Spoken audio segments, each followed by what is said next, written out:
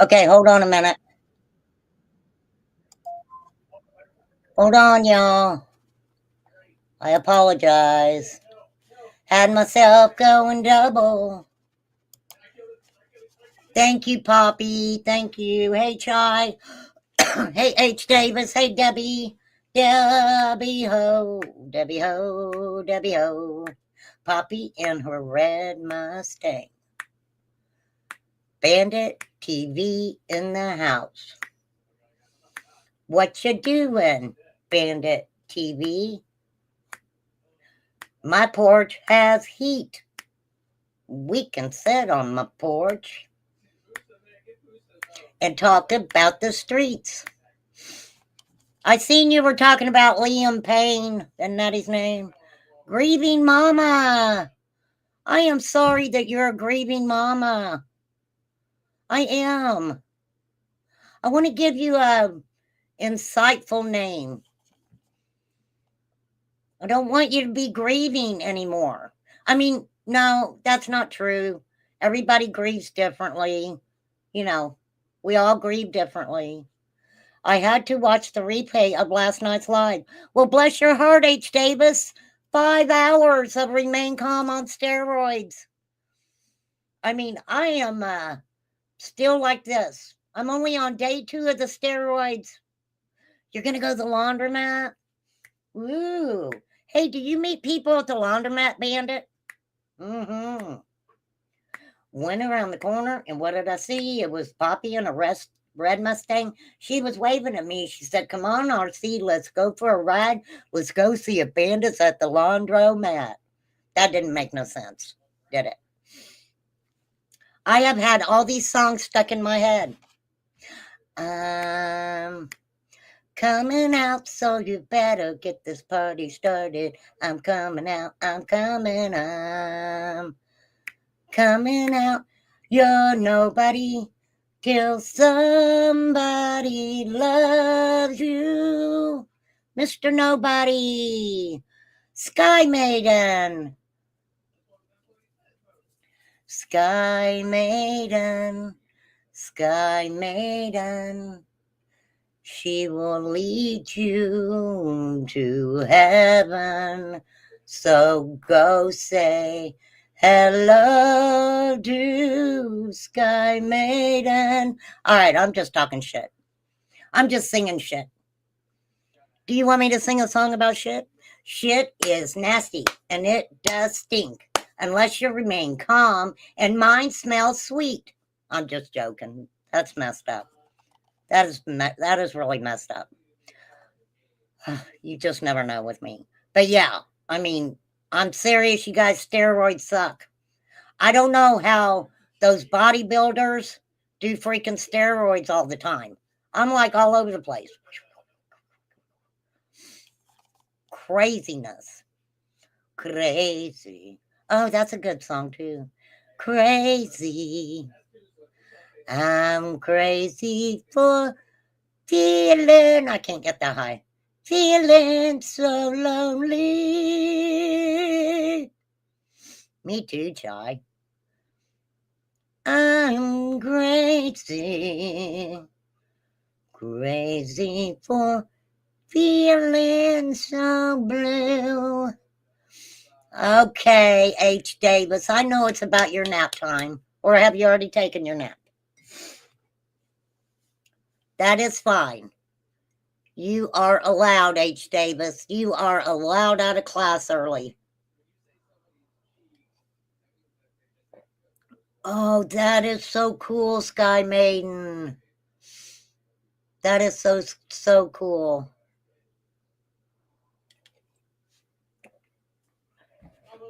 I've got my, I don't know.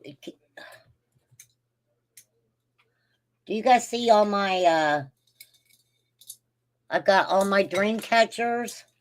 Oh no, one of my great dream catchers fell off. I have dream catchers.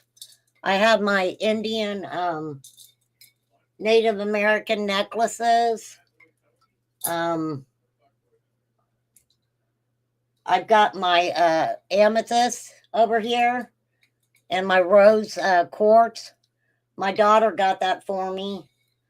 And then I've got one of the pendulum things. This is the amethyst too. So cool. I lost my 32-year-old son to cancer in August of 2020. A few months ago, my other son was, oh my goodness. My heart is breaking for you. You know, I just want to say this. I know that there are mean, hateful victimizers on the YouTube streets that have made comments like I did my husband in and things like that. And, that is not true. I wouldn't have done that. I had no reason to do that. I've offered to share the death certificate. I've offered to show so many different things. But you know what? It's my life. It's my life. I had to go through what I had to go through, and I will not ever be a victimizer to anyone, nor will I let someone victimize me. Okay. So y'all can keep in the background talking about remain calm, what she's doing, saying how I'm living, what color panties I have on today. Not that I'm going to show you, okay? Because I don't want Matthew to get turned on.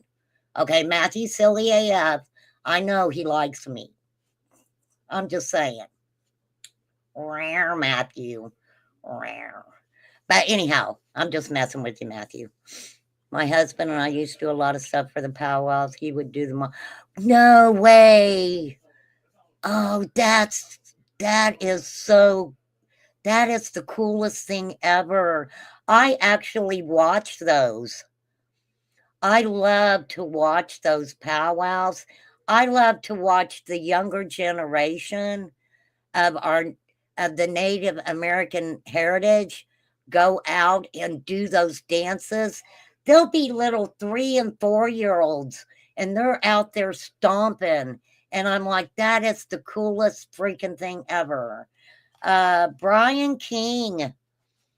Brian King. What mayest we do for you there, new person in our chat?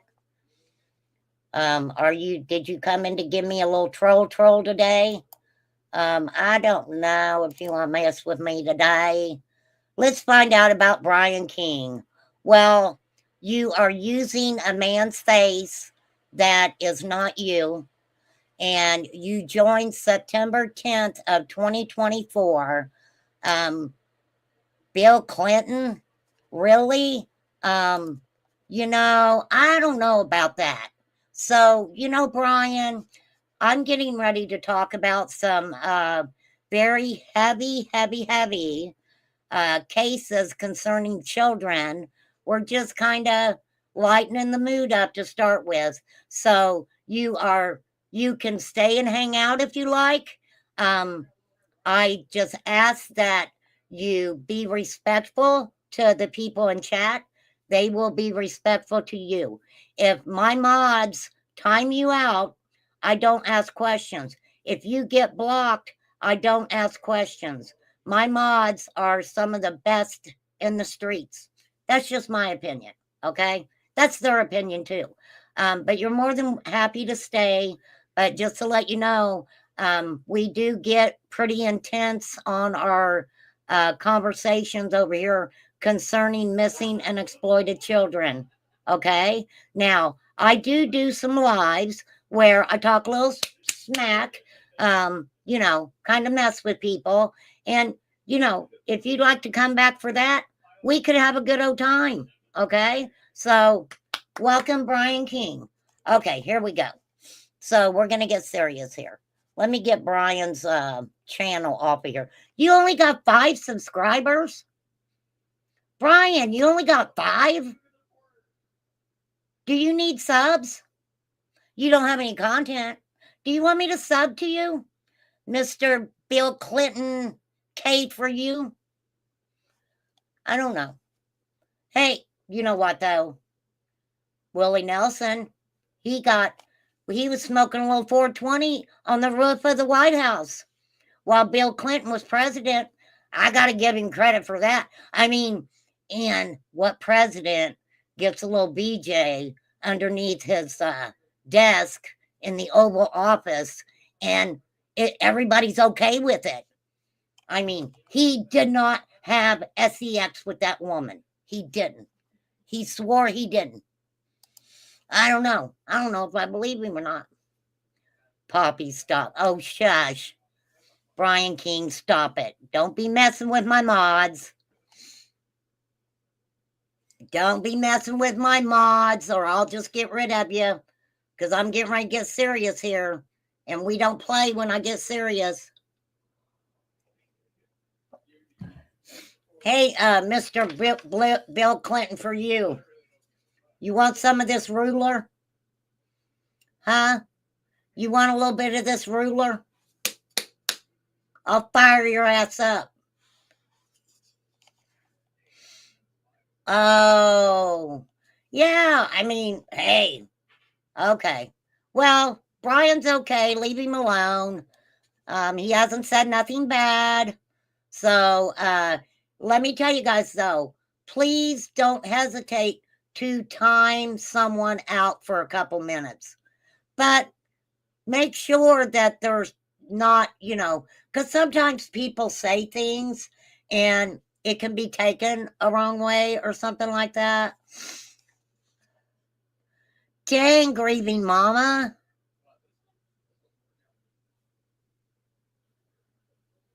Well, I'm sending wonderful vibes out for you, ma'am. I am. So I think where I want to start today, okay, we're going to be getting serious here, you guys, okay?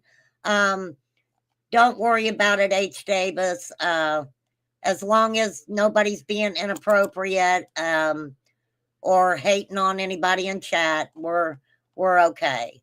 And it's H. Davis, Brian, okay, not J. Davis. Get it right.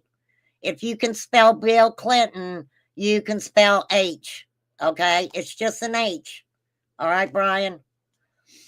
Hey, Debbie. Debbie ho, Debbie ho. Okay, here we go. Wow, that rhymes. Here we go, Debbie ho. Lord, you guys, as Benny Keys would say, Benny Keys would probably say, remain calm, you are not good at this. And I would be like, Benny, I tell people, I am not good at this. Okay? I say the F word. I'm not good at it. Okay. No, go do your kitchen. Get the dishes done. Get the dishes done. Now's the time to do it. Okay, first off, I'm going to start out with the case. And like I said, I'm getting serious. So let's please be mindful. If there is any commentating on my part that is triggering for anyone, please feel free to leave and come back another time. Okay. I am not everybody's cup of tea. I'm a special kind of tea, if you know what I mean. I'm a special kind of tea, if you know what I mean. Gosh, I don't even know if I want to talk about these horrible cases, but we're going to, because this is what my channel's about. Mostly, anyhow. Okay, so this is from December 8th. And you guys, please forgive me. My hands are shaky. And so if things look a little wonky on the screen, that is why. He's all right. Nobody's doing anything. I got my eye on you. Okay, I will be reading. So let's get into it. So this is in Indiana. I hate to say it. This is in Indiana. December 8th. Toddler found unalived in a 109-degree closet after being left for 21 hours by parents. Oh. All right. Let me take a woosah here. Okay.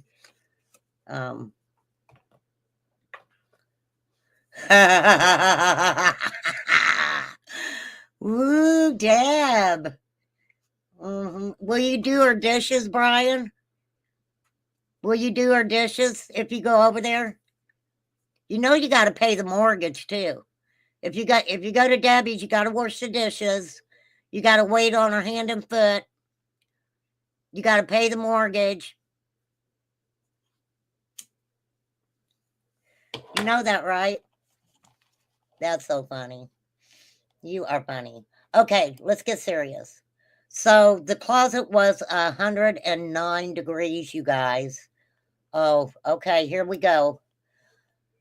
Adams County, Indiana. Parents of a 2-year-old girl from Indiana are facing multiple charges after the child was found unalive in a closet where temperatures reportedly reached 109 degrees.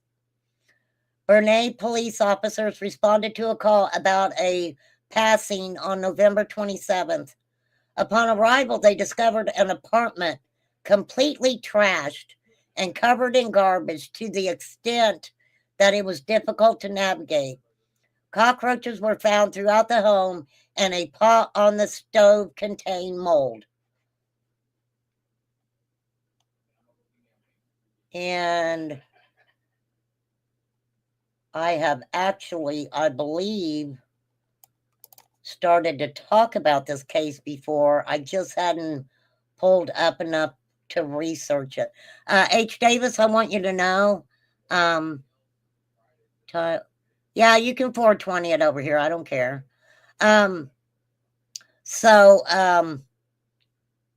H. Davis, even though I know you got to go, I did research the case that you told me about, and I'm going to be talking about it here in a little bit, okay? I just wanted to let you know, and thank you for that. Okay, so the child was found unalive in a closet in the bedroom. The parents reportedly stated that's where she slept all the time. The toddler was lying in a crib on a soiled mattress wearing a soiled diaper. The law enforcement noted that the body was discolored. Officers measured the closet's temperature, which ranged from 85 to 109 degrees, with the highest temperature detected on the child's body. Officers also found feces in the corner of the closet.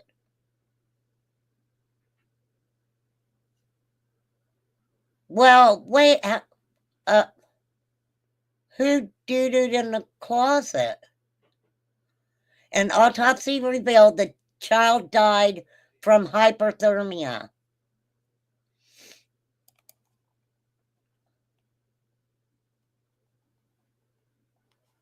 Okay, I'm going to do it like this just for a second, you guys, because my hands are so shaky.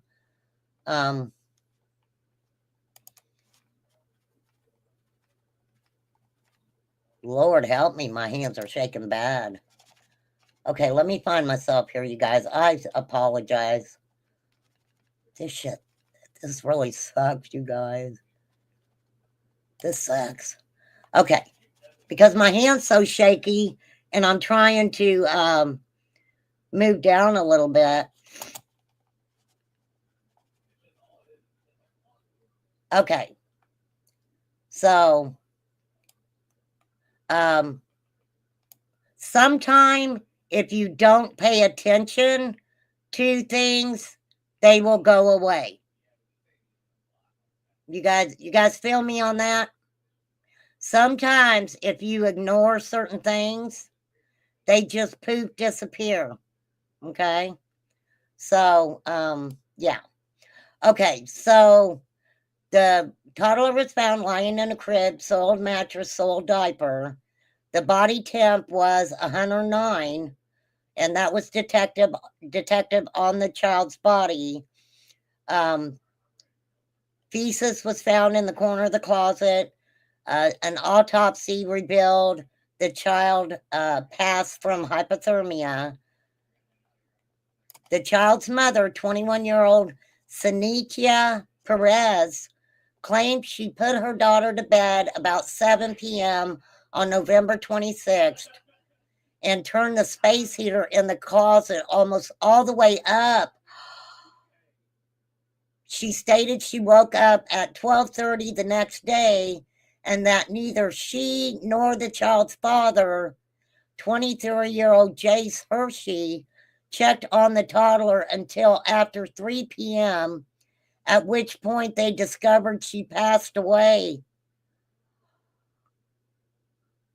Both parents are charged with neglect of a dependent, resulting in unaliving and 2 counts of neglect of a dependent.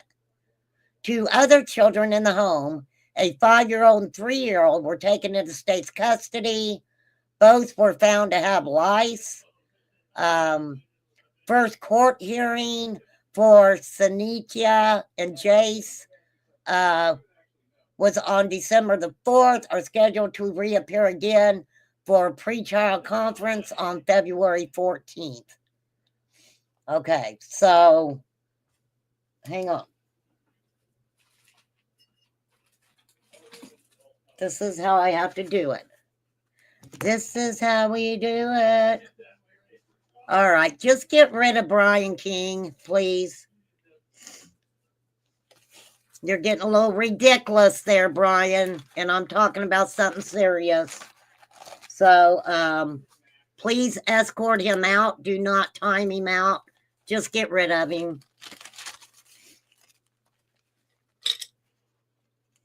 We're not over here to talk about you or your wanker or who you like or who you don't like.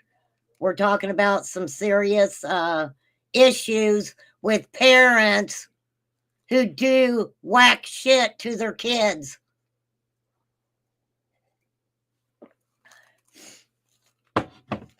Bye-bye, Blackbird.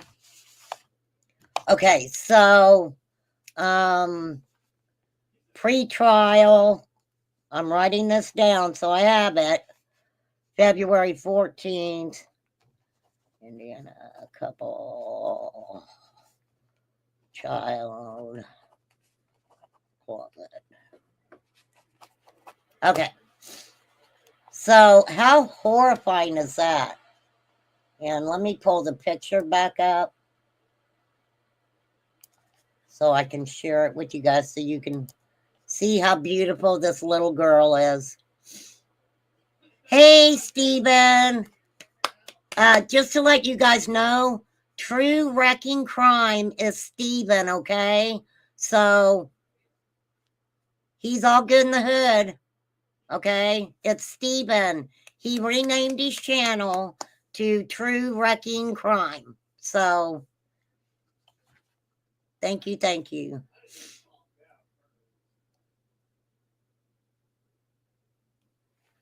So,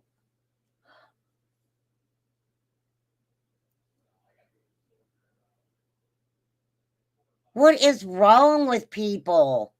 And they just left her for days in there and didn't even check on her.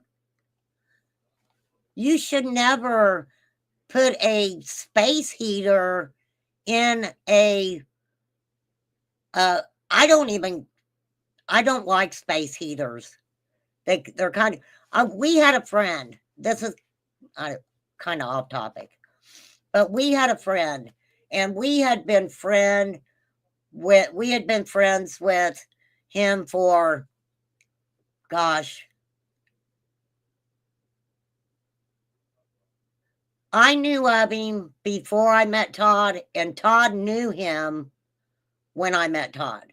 So this guy was a big part of our lives from the get-go. And he had turned it was a kerosene like space heater. I guess it was a kerosene heater, and he had turned it on, and it was a very, very cold night, And yeah, he passed away from it. Absolutely. So yeah, space heaters, especially kerosene heaters, freak me out really bad. Okay, so then let's see, I want to save H's story. So we are going to be keeping up with that.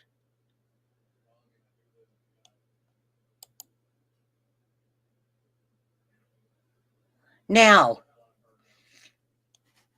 I want to get into Elijah View.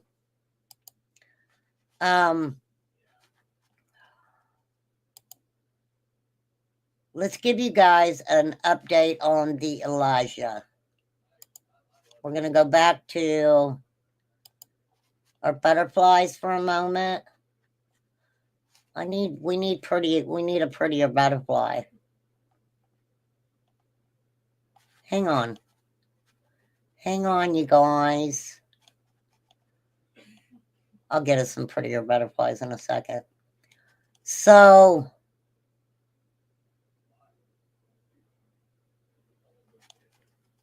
okay, hold on. I got to get rid of some of these tabs I have. As you guys know, I always have so much to talk about.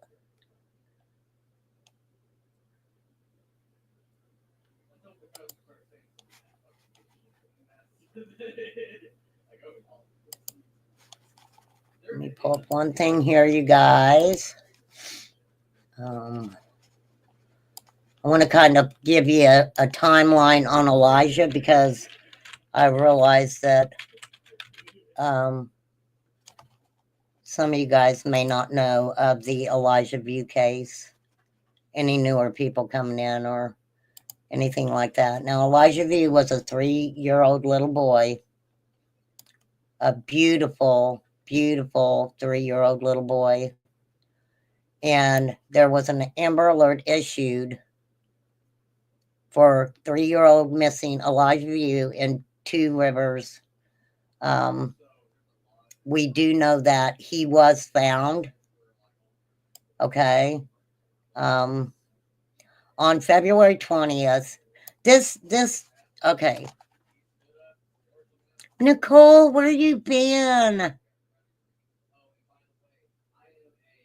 Have you had a cold too? Hey, Act Right, thank you. I know, everybody's sick. I mean, I hate these steroids, but I'm kind of thanking Jesus right now for these steroids. But yeah, my nose is still running too. I'm still having to blow my nose but you guys, I'm serious.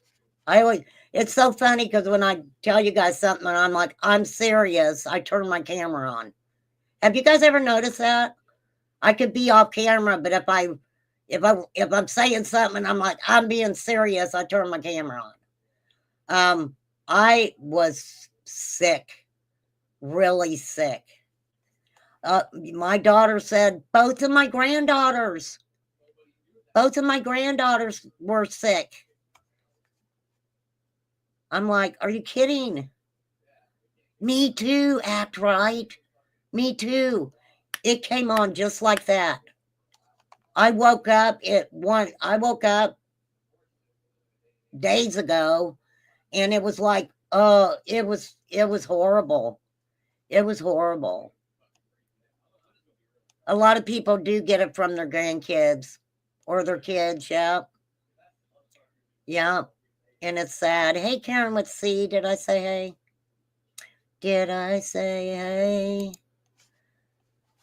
'Cause I said, hey, yeah, yeah, hey, hey, hey, yeah, yeah. I said, hey, what's going on? 'Cause I said, hey, yeah, yeah, hey, hey, hey, yeah, yeah, yeah, yeah. You're going to be at Stephen. You're going to be in Tennessee Sunday through Wednesday. What are you going to be doing? He wants to be snuggled when he's sick, and of course I can't tell him, yeah, I know. I know. You just want to give them even extra lovin's when they're sick. But the thing about it is, you guys, this is what was so bad. I was so sick, I didn't even want to get up and go to the doctor. Oh, so cool. Well, I hope you have a great time, Stephen, for real. Just be safe. I'm telling people, I mean, I have to wear a mask when I go out now. But I felt so bad that I didn't even want to get up and go to the doctor.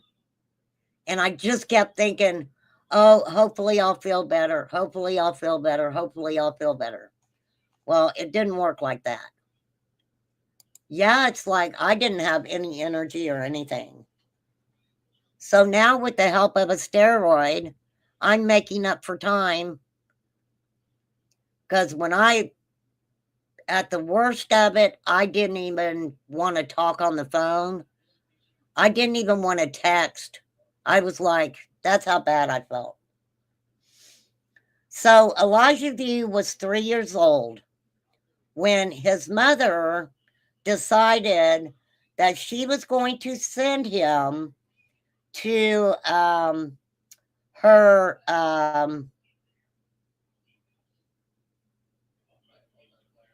boyfriend, we'll call him for now, to teach 3-year-old Elijah how to become a man. And there's new things that are coming out about this case that blew my freaking mind.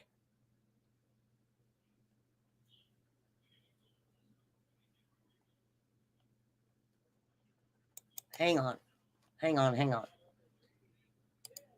Let me try something else here right now.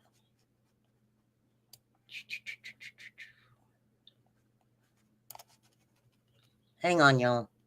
Hang on. Hold on. Hold on to your dream. Hold on. Even though it seems everyone around you has their little schemes. But listen to your heart and hold on to your dreams. Okay, Lord help me, what the fuck am I doing? I don't know. I have a timeline that I go by every time I talk about this case, and I pulled the wrong one up.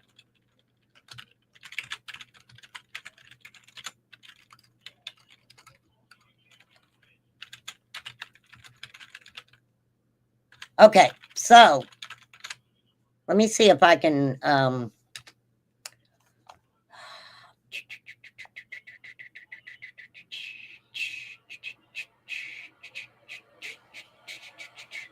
we have a lot of different stuff going on with this case, okay? Now, Elijah View's mother, Katrina Bauer. I'm trying not to get my cases mixed up. Katrina Bauer met Jesse Vang years prior.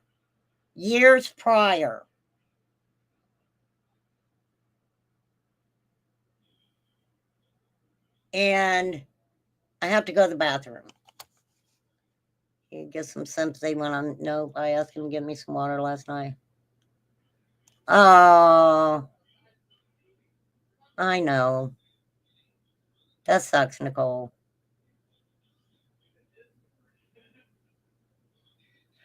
My granddaughter's like that. She cracks me up. I'm like, you got some Nana in you, girl. Hey, little Deb. Give me 1 second, you guys. Just 1 second. I don't want to keep, I got to blow my nose too, so give me just a minute.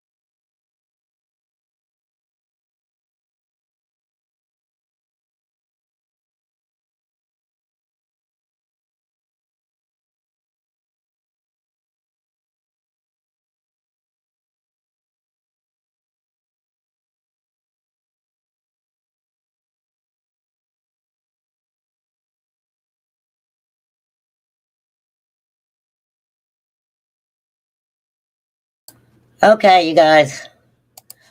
Whew, I got to get a new bottle of hand sanitizer out.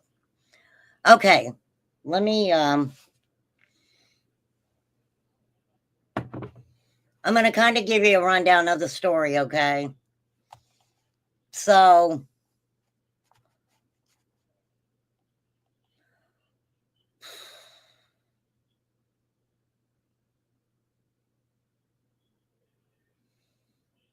and Lester Lurk has covered this on her Facebook. She's been a big, avid justice for Elijah. Elijah went. Elijah's mother was Katrina Bauer. Katrina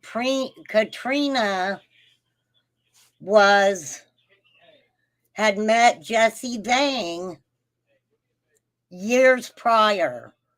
There was an incident. There was DV going on. She alleged that, and I have to say alleged, that this man, Jesse Vang, was going to traffic her along with a few other women. She did go to police. She, at a later time, asked them not to, she did not want to press the prostitution, trafficking charges on Jesse Vang. Those were basically dropped. She told detectives at the time that she was seeing a new man who was, how do I want to put that? I mean, how do I want to put that? Right?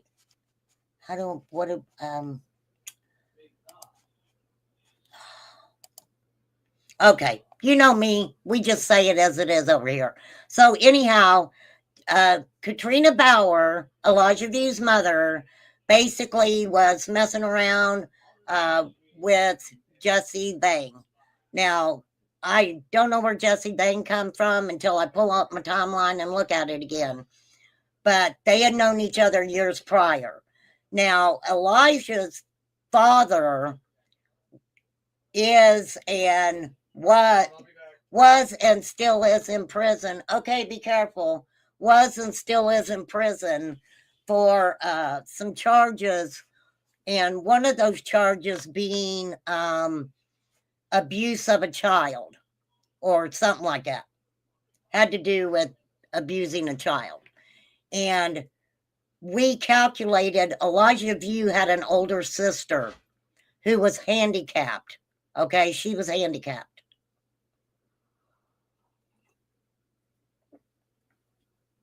So we're gonna let's really dig into it. I mean, this case is really something else, you guys. Really something else.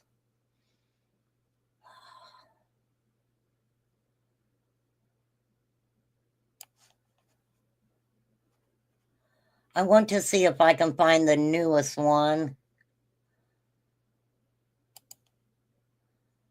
Let's see what AOL's got here.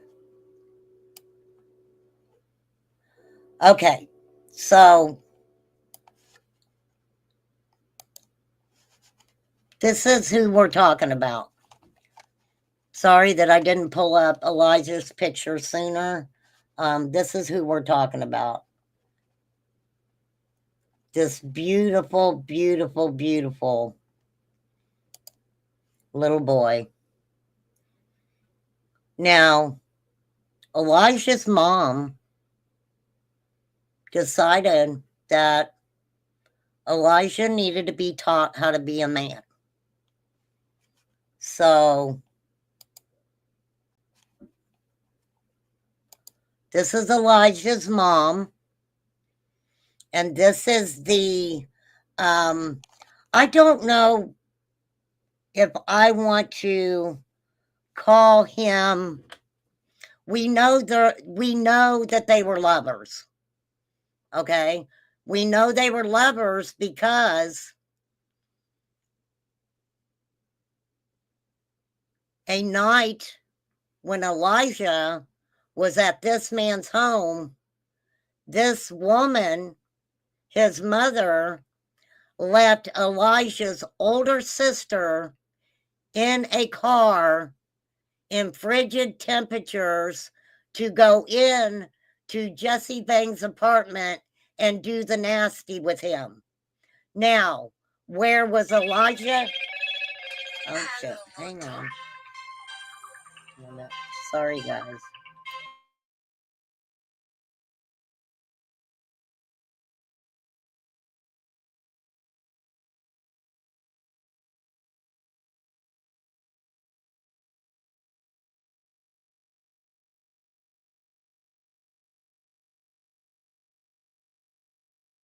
Hey, give me 1 second. I've got to run Chad's inhaler out to the car. I'm sorry, you guys.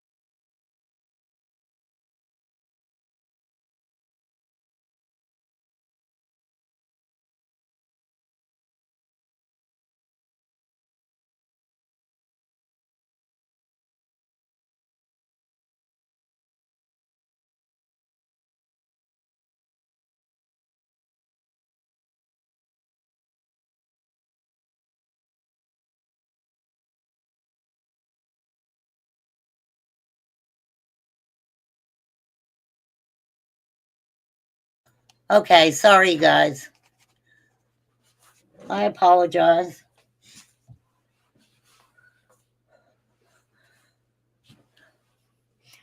So, don't forget, because I think it's important to remember that way before these children were born, Jesse and Katrina, and from my understanding in that time period, Jesse Bang had these big ideas that he was going to take some women and take them, kind of have like a brothel on wheels. A brothel on wheels. So Elijah's father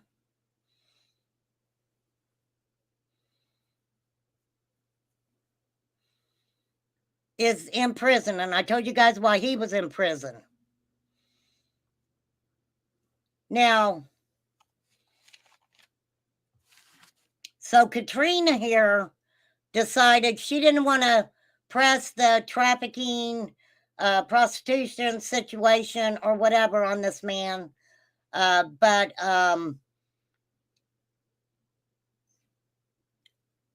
allegedly, she had got clean.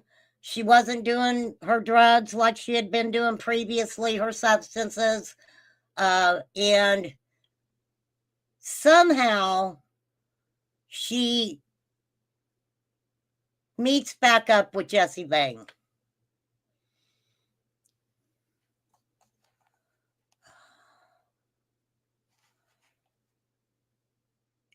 I believe so, Nicole.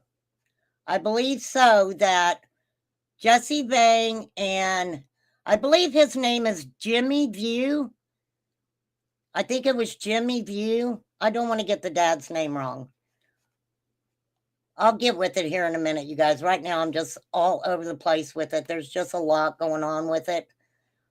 And I hadn't checked up on it for a little while. So, not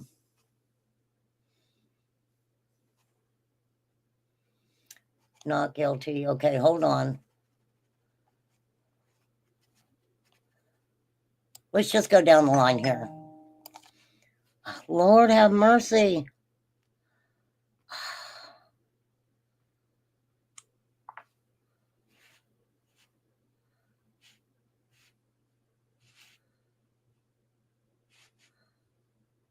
Why is this happening to me? Everybody wants to freaking bother me right now.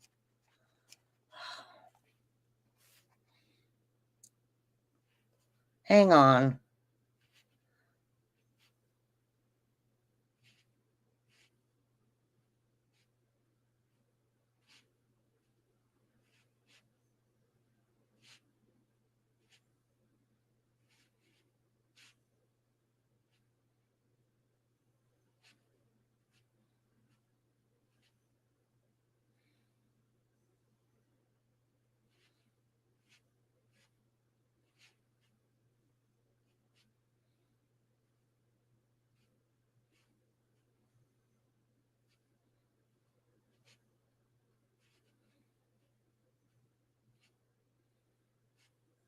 Just give me a freaking minute.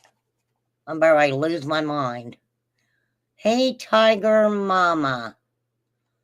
I don't see a 777 behind that.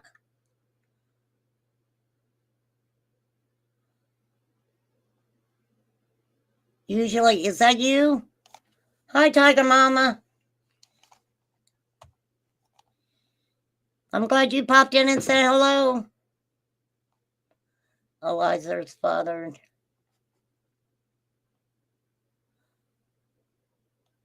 Okay, so I'm getting drove crazy today. Give me 1 second. It's my son.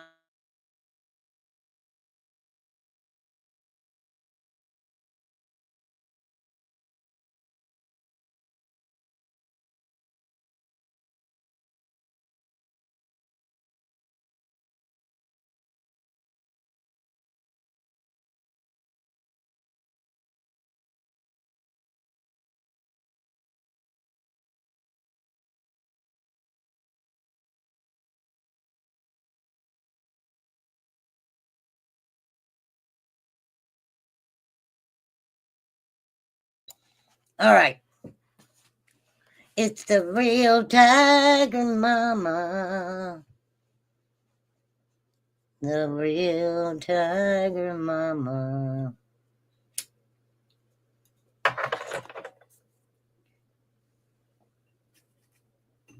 Well, I like tigers. I do. Okay, hold on. Here we go. All right. Come on, Remain. Get it together. Okay. So, February 3rd, Elijah vanished from his home. From the home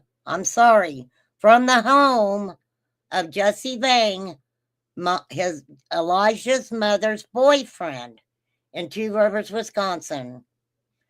There was a massive community search that ended in the identification of his remains by law enforcement.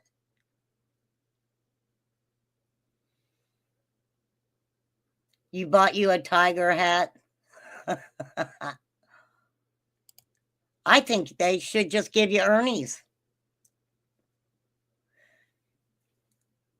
That's what I think. I mean, heck, they basically handed you the channel, right? They did. They basically said, here's this channel.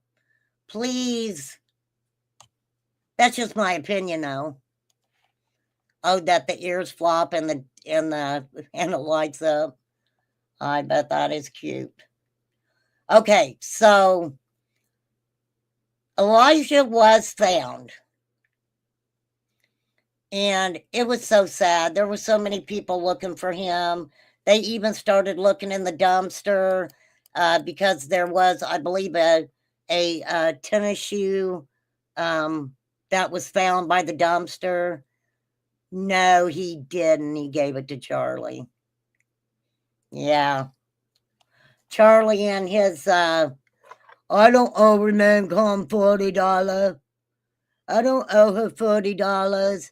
It was a gift. She gave it to me on my birthday. No, wait, it was Christmas. No, wait, it was Labor Day. Oh, wait, it was leap year. Yeah, that Charlie?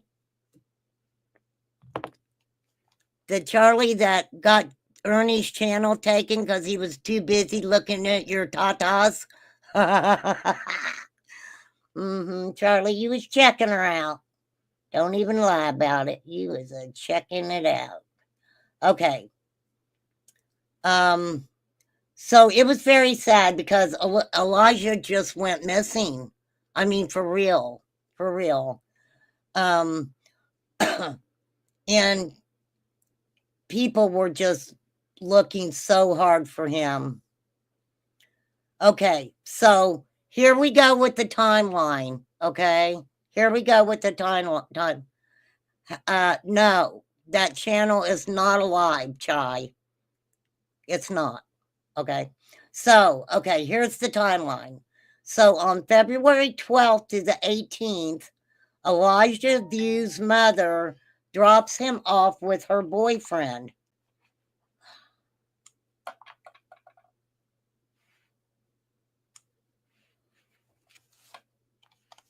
Jesse Vang at his apartment in Two Rivers, reportedly to address behavioral issues, right? Behavioral issues. Now, they didn't, Jesse Vang reported Elijah missing from his apartment on the 20th. Okay? Now, Katrina Bauer was 31 years old. So Jesse Vang reported Elijah missing from his apartment.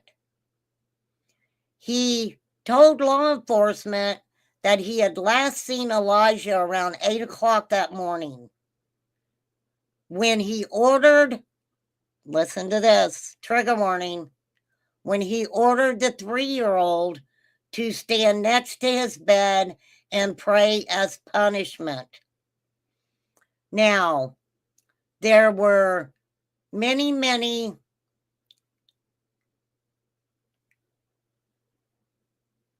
in my opinion, negligent acts that Jesse Vang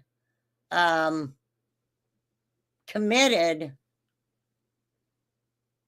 when it came to Elijah. There was a photo that was put out, right? That was put out, and Elijah was laying on a bed, trigger warning, with a blindfold on, with bruises in on the face. It was a horrifying picture. And I've talked about Elijah before. You guys can please feel free to check it out. A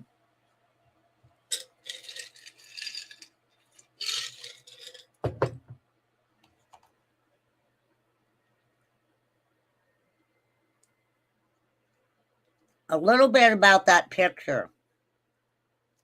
I'm sorry, you guys, I got ice in my mouth because my mouth was so dry.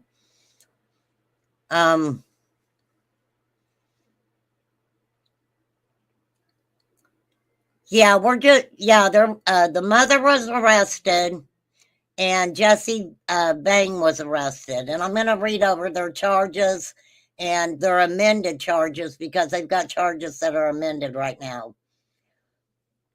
So the picture of little Elijah on the bed with the blindfold on and the bruises, actually the mother took a picture of that. The picture was soon deleted after that, but it's never really been talked about if that picture was shared with anyone or exactly they call into question which one took the picture. Was it Elijah's mom? Was it Jesse Vang on Elijah's mom's phone? I mean, you guys get the drift on that. But the picture had been deleted off the phone fairly quickly after the picture was taken. Okay. So Jesse Vang calls law enforcement and says that last time he seen Elijah was around 8 o'clock when he made him stand next to the bed and pray as punishment. I will get into how I feel about punishment for a child. To pray at 3 years old is a very, very evil thing, in my opinion, for many reasons. Because, yeah. So I'm not going to get into that right now. Okay, so 3 hours after that, Vang called 911 to report Elijah missing. He says he took his, now, yeah, Stephen, I am starting to feel better. Thank you. So Jesse Vang says that he had taken his autistic son to catch the school bus. Now, from what I can remember about Jesse Vang's son is he could not speak. He couldn't speak. There were signs that on his bedroom door there was a lock on the outside, some kind of alarm. It was an alarm to let, I guess, Jesse Vang know when his son came out of that room.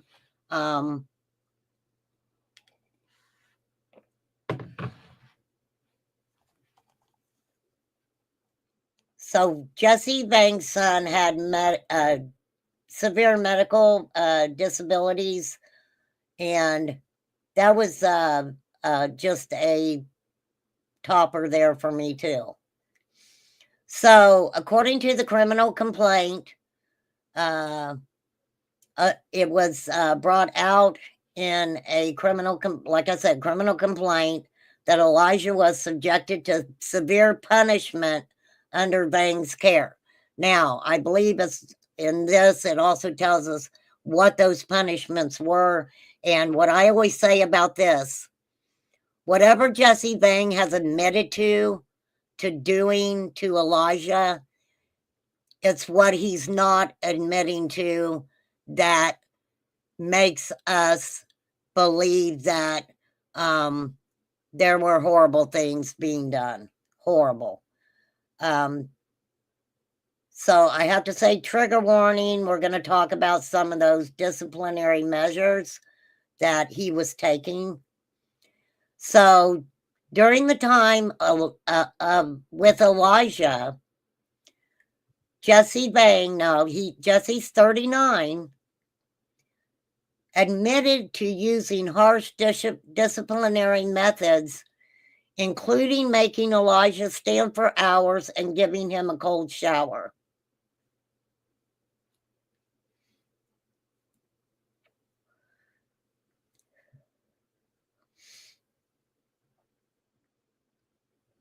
Katrina Bauer initially denied being in the area, but cell phone data showed that she was in Two Rivers and not in the Wisconsin Dells, as she had initially said. She later admitted to police she visited Vang and her son. So she knew exactly what Jesse Vang's punishments toward Elijah were.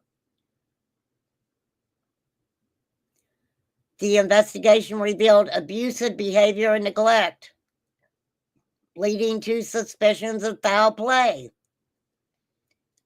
I mean, Jesse Vang tried to say that Elijah just disappeared. He just disappeared. Didn't know what happened to him.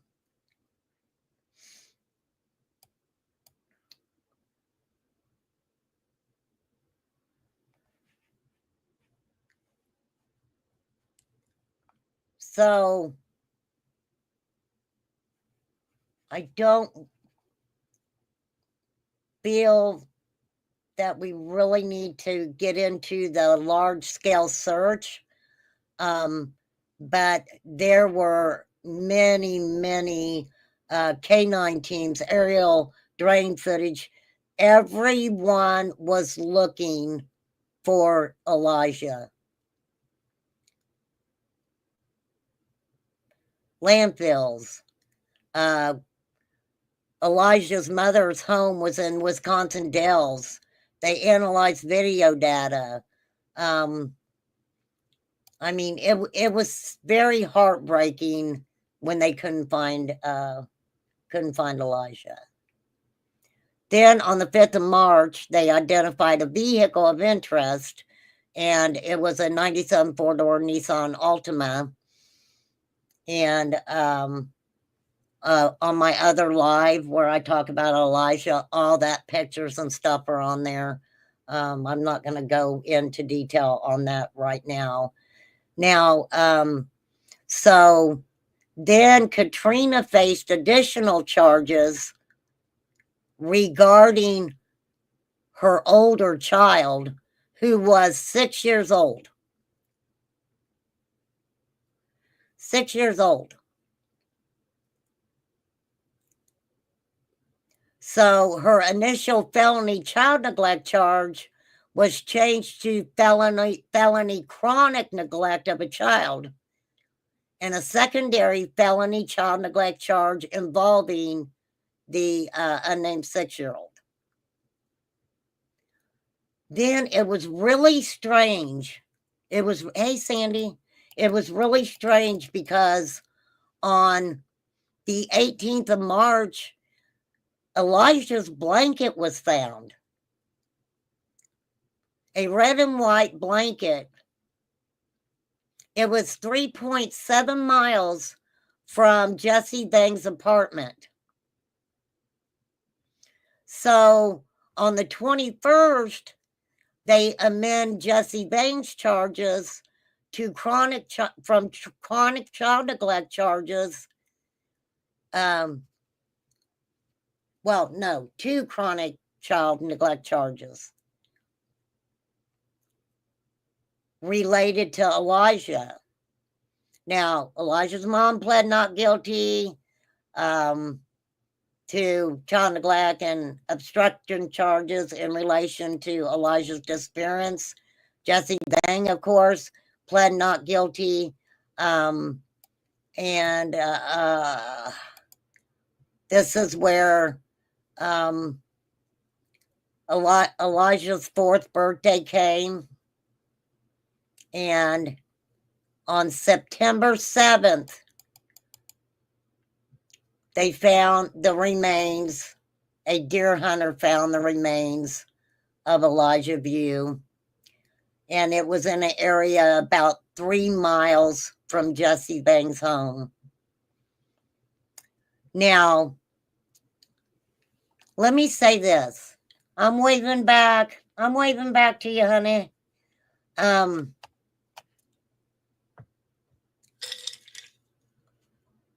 When I pulled up the update on this, law enforcement have Jesse Vang taking a suitcase and dropping it off at the St. Vincent's de Paul, which I know here St. Vincent's de Paul is an organization that tries to help people, okay?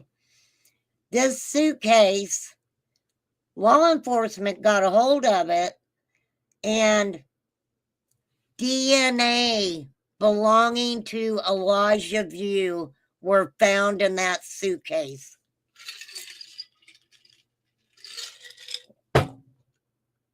Mic drop. Sorry, I got ice in my mouth. Not ass. Ice. I-C-E. Ice. For real. Yeah, me too. One day Summer will get justice.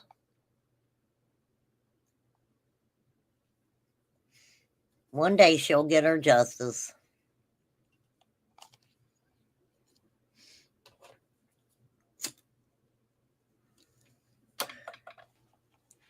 Hey, with all the people who's been basically, unalive throughout that case, we don't know if justice. No, I can't say that. That's improper. I won't say it.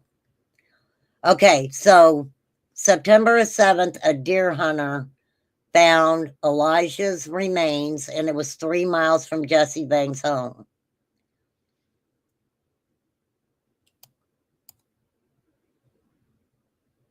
By September 13th, they had absolutely identified and confirmed that the remains belonged to Elijah. Now, Katrina Bauer and Jesse Bang were already in custody on the child neglect charges. And we will move on. Let me get back up here. Because that's what matters. That's what matters. Okay, so let's start with Katrina Bauer. Okay. Now, and when I'm done reading this stuff, you guys, we'll definitely talk about it and ask anybody with questions. Let's talk about it for real. So Elijah's mother pled not guilty in relation to Elijah's unaliving. Prosecutors also charged the mother's boyfriend, Jesse Bang, in connection with Elijah's passing.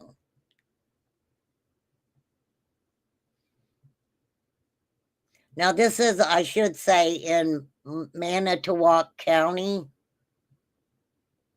Wisconsin. Now, at this time, Katrina Bauer, 31, is accused of 2 felonies, including chronic neglect of a child, consequence in a passing, and 2 misdemeanors in court. She remains being held on a $400,000 bond. Jesse Bang, 39, is charged with physical abuse of a child, hiding a corpse, and resisting obstructing an officer. He goes back to court November 6th. Okay, I've got his new court stuff here in just a minute. I got his new court stuff. I'll pull that up. September 7th is when Elijah's remains were found. Trigger warning. DNA testing on the remains, which included a skull and bones, to confirm they were Elijah's.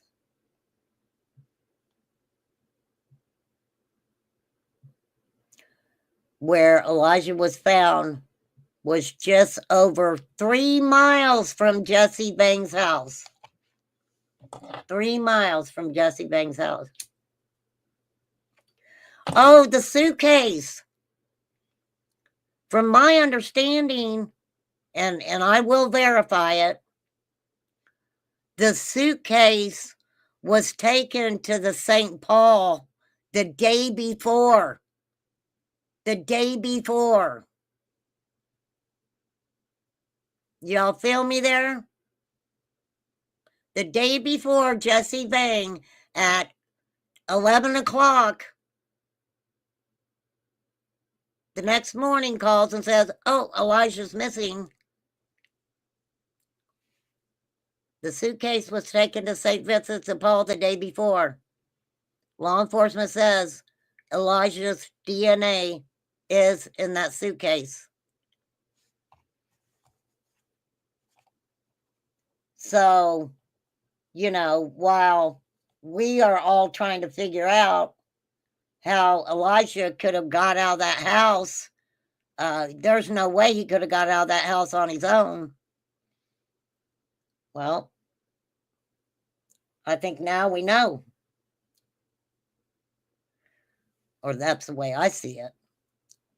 He was taken out in a suitcase.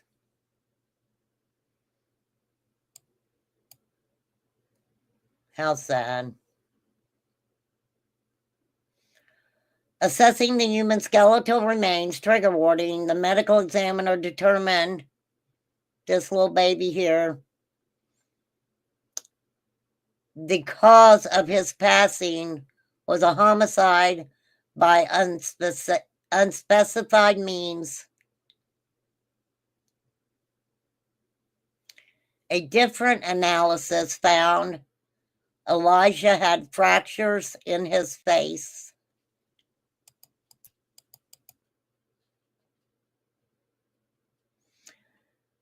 The night before Elijah disappeared in February, Jesse Vang told investigators he was watching a movie at home. However, investigators recovered surveillance video from that night that showed Vang dropping off a suitcase near St. Vincent de Paul. Oh, okay, I got that wrong. We're not talking about an organization, I don't think. This is an area. I apologize. I feel stupid. This is an area in Minnesota.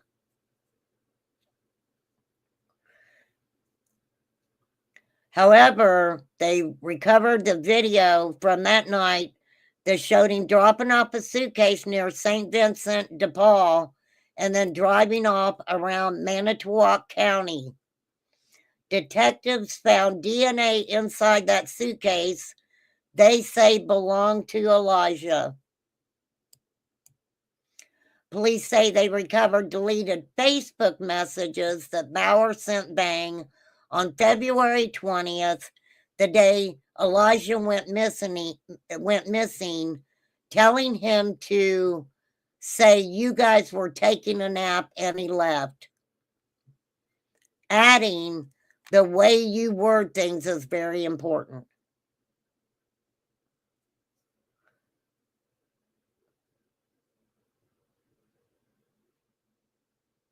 So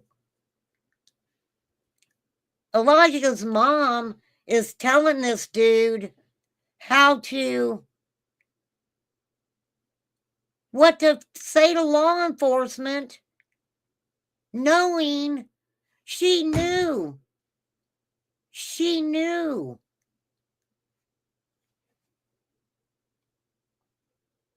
She knew what he did.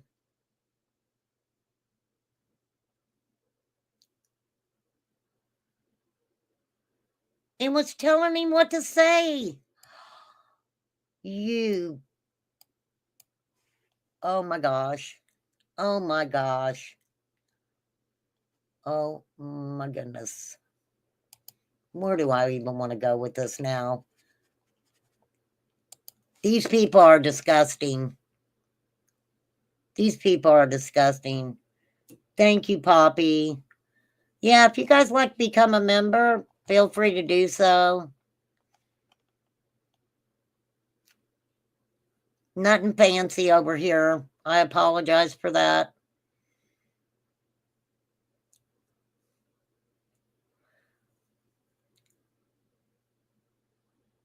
Yeah, that's what we have here, Sandy. It's like a little church thrift shop, and you can go in there and, you know, they'll help you with different things and stuff like that. Thank you, Sassy. Thank you. Hey, Sassy. Hey, Sassy Pants. Thank you, Poppy. Okay.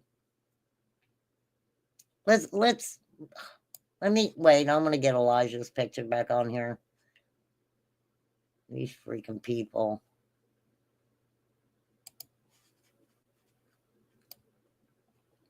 I will pull up some of the more specific things that that he did to Elijah. I know people like to hear that stuff, but okay. So Jesse Bang,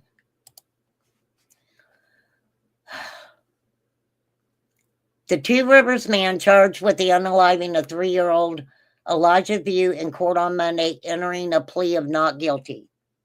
Okay, well, we knew it was going to be not guilty all the way through. A new felony charge was added. So now Jesse Bang is facing 3 felony charges of repeated acts of physical abuse of a child, causing the passing of that child, chronic neglect, and hiding a corpse. Amended information filed Monday morning shows a new felony charge for Jesse Bang of chronic child neglect with repeat enhancers.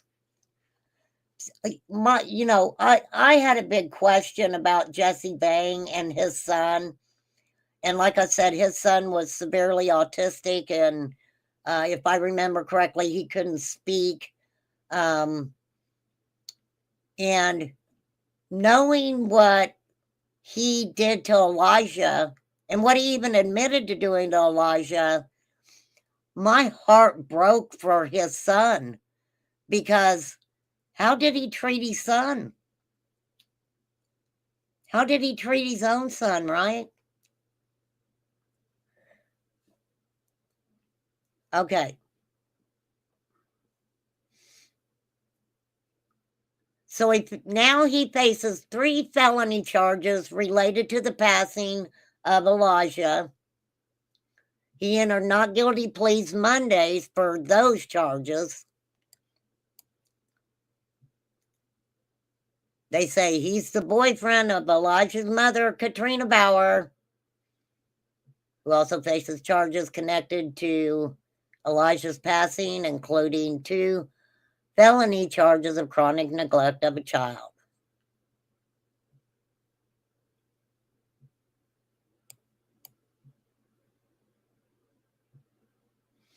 At this time, we don't know if they're going to be tried together or separately. Jesse Bang goes back to court March 13th. Katrina is expected to be back in court next month. The day before, this is important, the day before Jesse Bang called police is when it shows him leaving that suitcase on the ground near St. Vincent's de Paul. The suitcase was recovered later and found with saliva inside that was a positive match to Elijah. Medical examiner ruled the boy's death was homicide, but by unspecified means.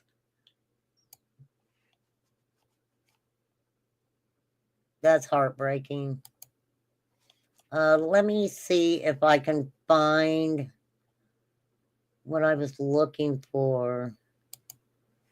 But I still haven't found what I'm looking for. I have climbed highest mountains. Okay, I was looking for, let me get over here for a minute, y'all.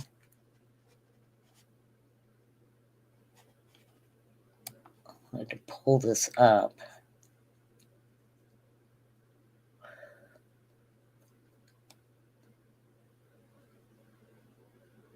Here we go.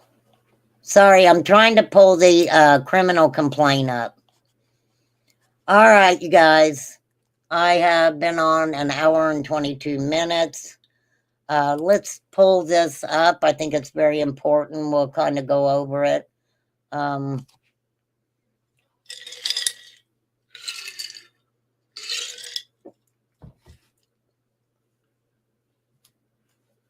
So,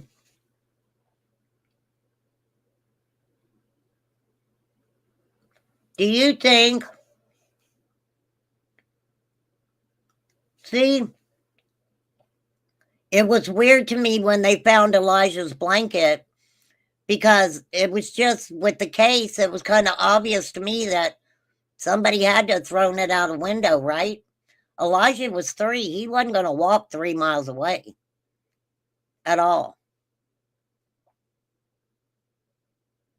So a lot of people thought also the tennis shoe by the trash dumpster was put there for on purpose. Was put there, put there intentionally, or they couldn't prove that it was Elijah, but Elijah had the tennis shoes with the dinosaurs on them, if I remember correctly.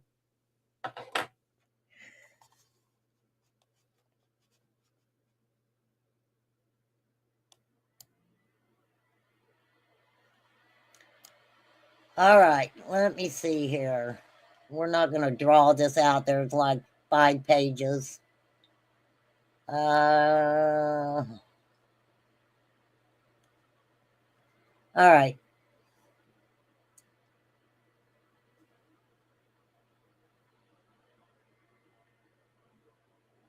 As a party to a crime, being a person responsible for the welfare of a child, victim child number 1, date of birth 8/2020, through his actions for reasons other than poverty, negligently failed to provide necessary care so as to seriously endanger the physical, mental, or emotional health of a child, and the natural and probable consequences of this violation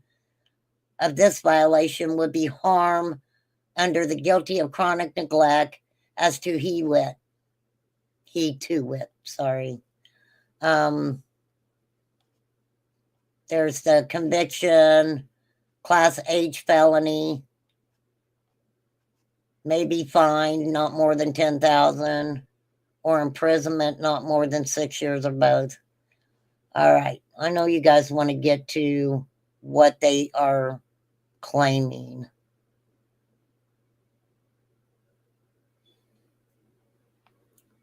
All right, you guys ready to get down to business? Let me take a drink here.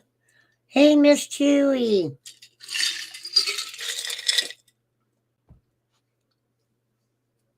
We're talking about Elijah View today. Justice for Elijah.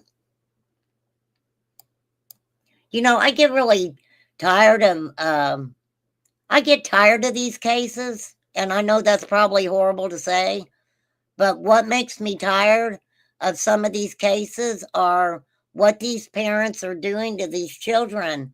And it doesn't seem like it doesn't I just sometimes they don't get the justice they deserve.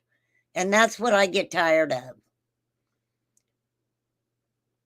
Sometimes I feel like, that's like Leilani Simon. I understand that there were people who really think that, her having life with the possibility of parole, that she's going to be a different person and maybe try to be able to live a little bit of her life out or whatever. And it's like, in my opinion, I didn't agree with that. I didn't. Sorry, but I didn't.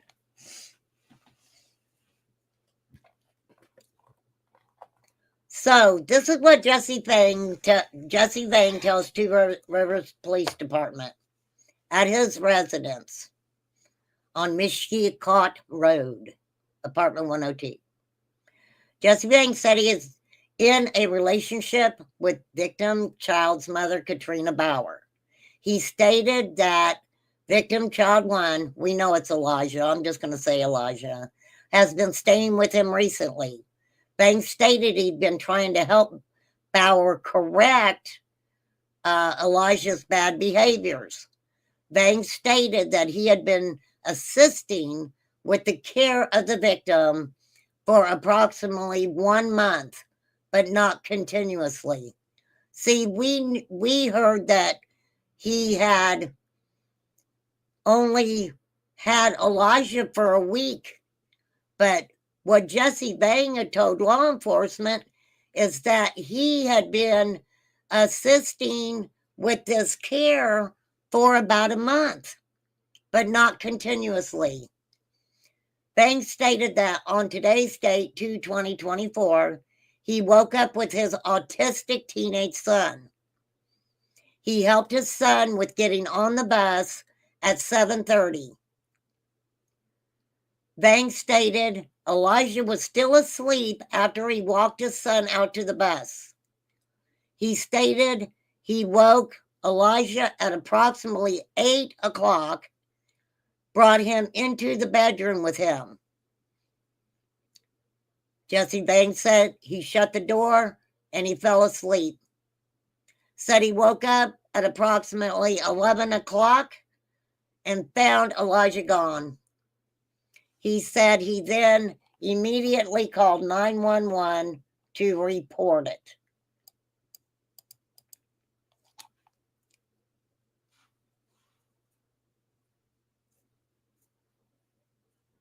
Katrina Bauer said Elijah had been in the care of Jesse Vang for about a week. At that time, Elijah's mother resided in the Wisconsin Dells. Said she had dropped off Elijah with Jesse Vang in Fond du Lac, Wisconsin. She intended on Elijah coming back to Wisconsin on Friday, February 23rd, 2024.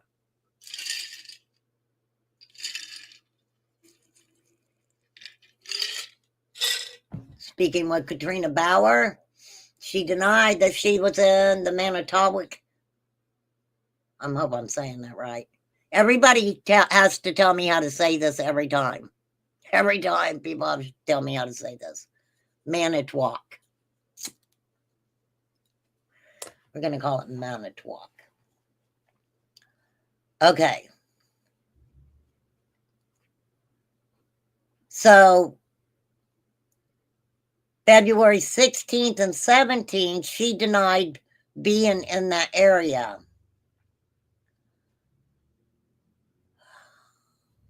Law enforcement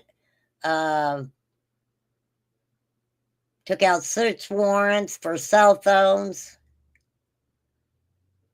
The cell phone, specifically location data obtained, it contradicted Katrina Bauer's statements that she had not been in the Manitowoc area on the 16th and 17th of February.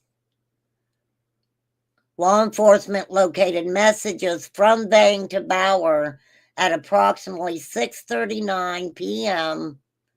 and 6:49 on the 17th, where this is what upsets me. Trigger warning, everybody. Vang tells Bauer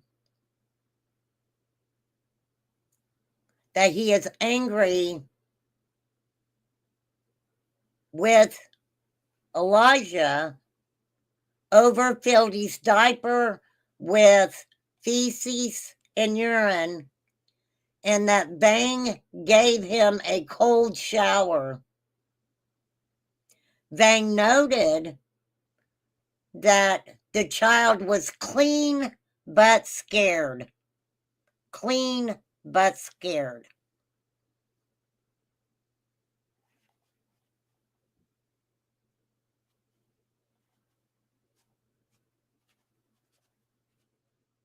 Hang on, y'all.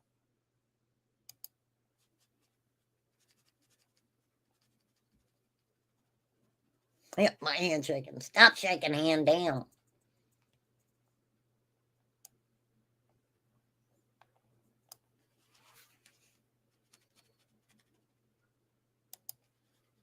That's who we're talking about.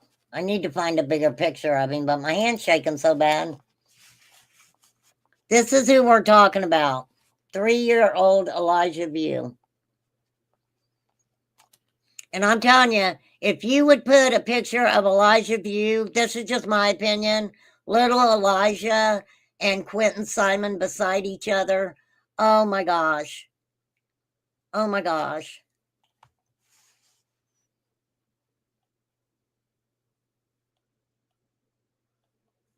Okay.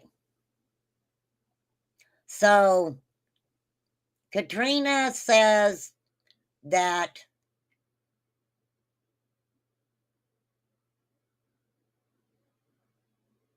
Elijah was supposed to be with Bang for a week and that he was supposed to come back to Wisconsin Dells with her. She denied being in the area. So, Elijah had filled up his diaper and was given a cold shower for it. Clean but scared.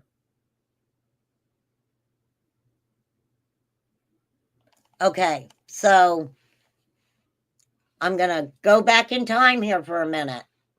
When Jesse Bang and Katrina Bauer were fast friends there years back, right? And when Katrina Bauer asked law enforcement to drop the basically trafficking charges, where she was saying that he was trying to traffic her and a few other women, when she didn't want that to happen anymore, then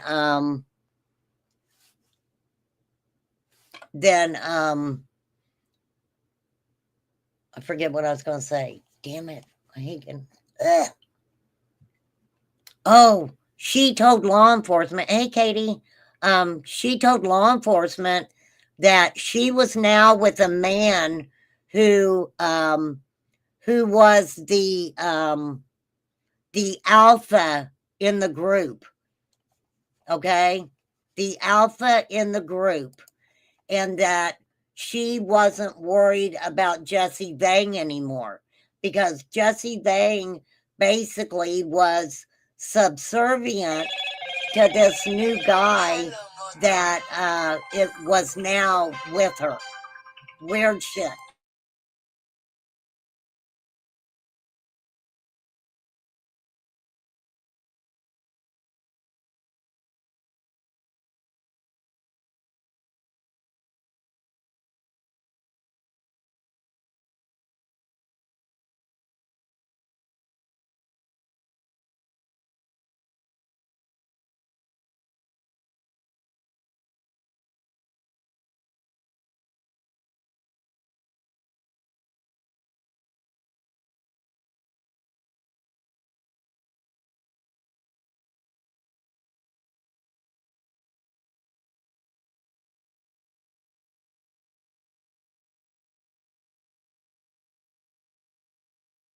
Okay, I'm sorry, you guys. I am sorry.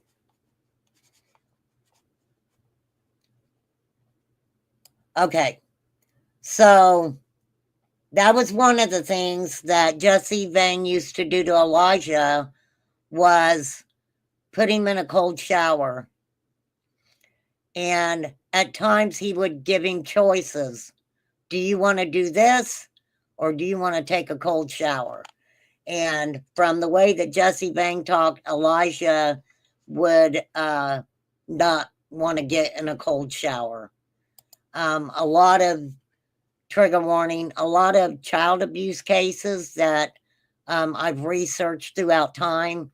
That is one thing that these abusers will do to like shock these baby systems, you know, after they, it's sad. It's very sad. The problem was, it would have been different if she wouldn't have sent him off, in my opinion, to a freaking psychopath who acted like a 3-year-old boy. There was no guidance there. No guidance. No reassurances for Elijah. No reassurance. You know, I just feel like it wasn't a situation where Jesse Bang was like, you know what, little man, let's go in there. You know, I'm going to teach you how to potty. And no, I think it was, you need to start going to the bathroom, and you're going to do it, or you'll pay the price. Not in a good way.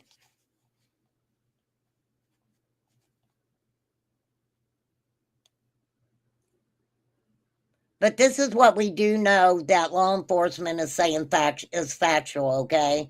So none of this is, you know, none of this is hearsay or whatever. This is coming from Katrina Bauer, Jesse Bang, to the detectives.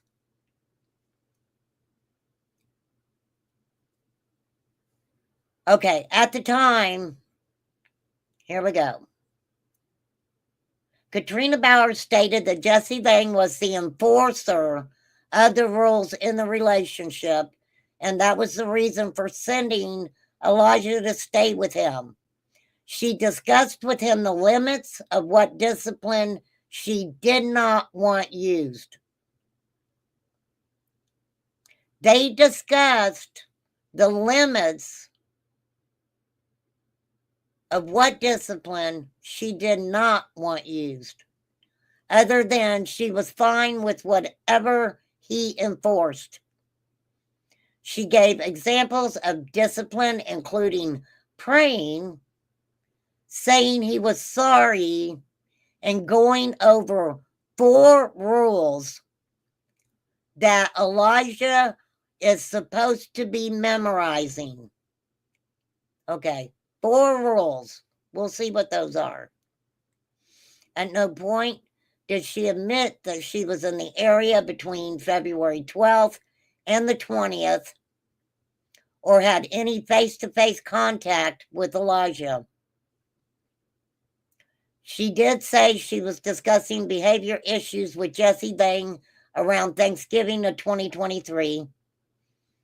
He said she needed to try harder to stop the behavior. Katrina Bauer stated she wanted Jesse Bang to teach Elijah by example how to be a man.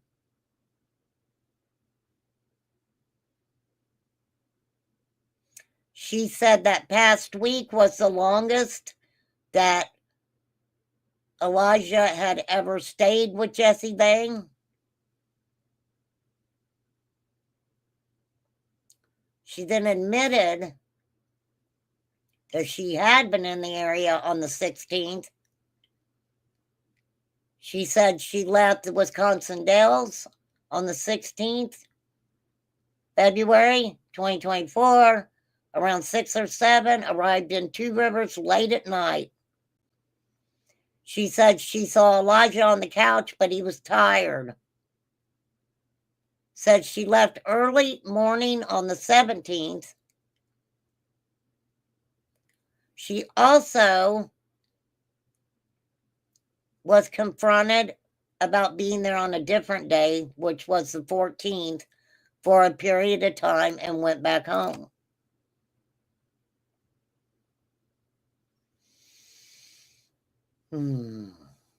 This is scary for me, so I need to take a woo-song over here. Ooh. How come mother's just standing by and watches her? They discussed it. They discussed it.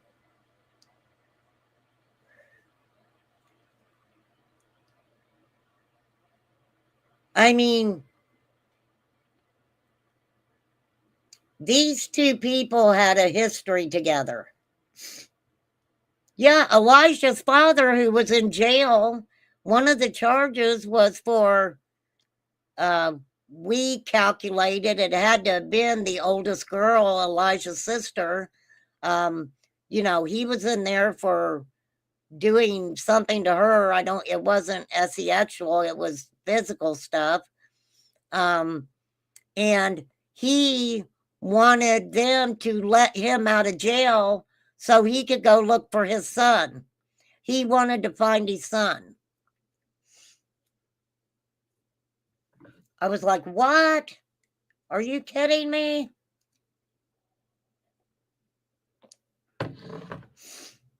Okay.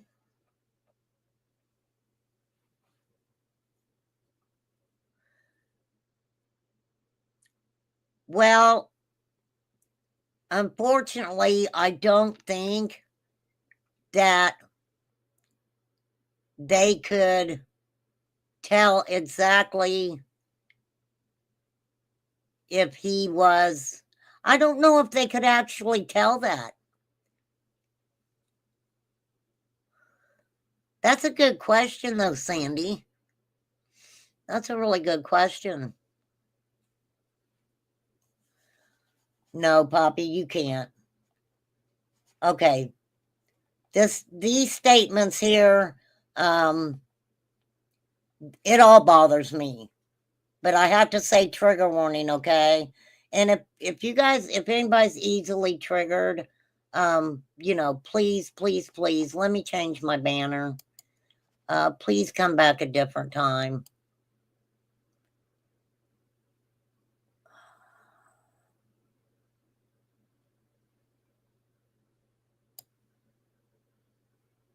Okay, wait, that's my.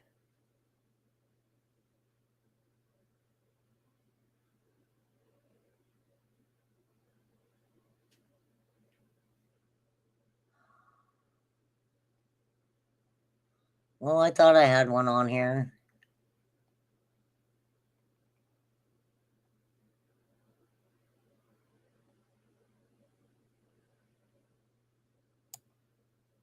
Oh, here, we'll do this one. We'll do that one for the moment. Thank you, Poppy.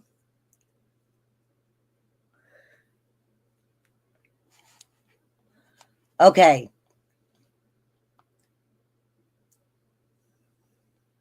Now, Vane, he was consenting to these meetings with law enforcement, etc.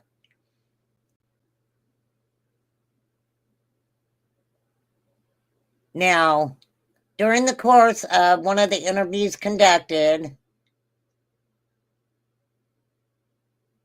the detective Herman spoke with Jesse Vane at the apartment prior to going to Two Rivers Police Department. Jesse Vane made consensual statements in regards to his recent interactions with Elijah. Jesse Vane stated, this bothers me. Jesse Vane stated that the child is afraid of him, then corrected himself and stated that he respects me. He stated they put the child here as a punishment for his bad behavior. They were trying to teach him how to be good here and good at home. Jesse Vane indicated he is trying to make him understand that going home is like a privilege for him. He had explained the child had been living with him on and off for about 3 weeks. 3 weeks. On and off for 3 weeks. He stated that the main punishment was to stand in the corner and face the wall and pray. For the first 2 weeks, Elijah would pray. This week, he was having him say, "Sorry, mommy. Sorry, mommy." Hang on, I think Chad's back.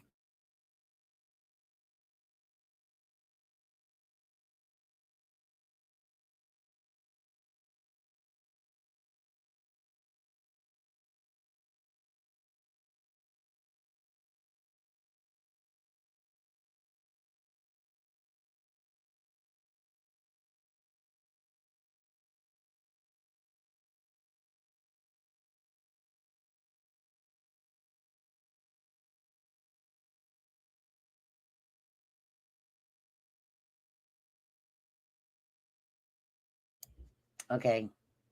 Hang on, Chad. Just got back. Let me see if he needs help. You guys hold on just a second.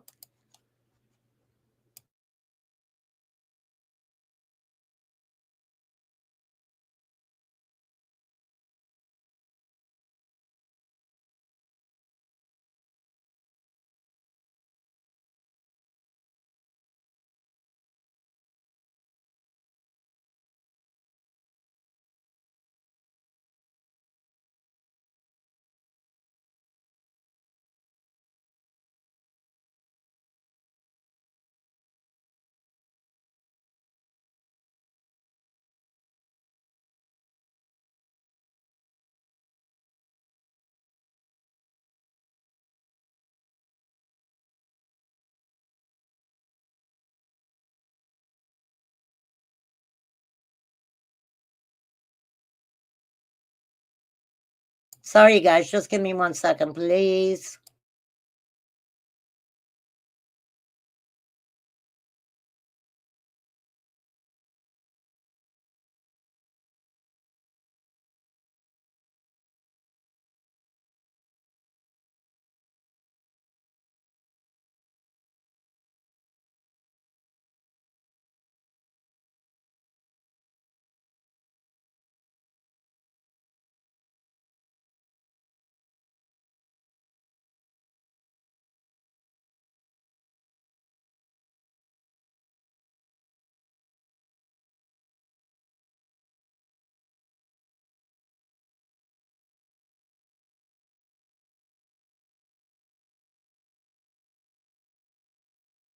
Okay, you guys. I apologize again. I mean, today's just been a real busy day. You know, when you're sick and you don't get anything done, and then when you start feeling better, it's like you got 500,000 things to do and going on. So, okay. It's all just this is horrible, you guys.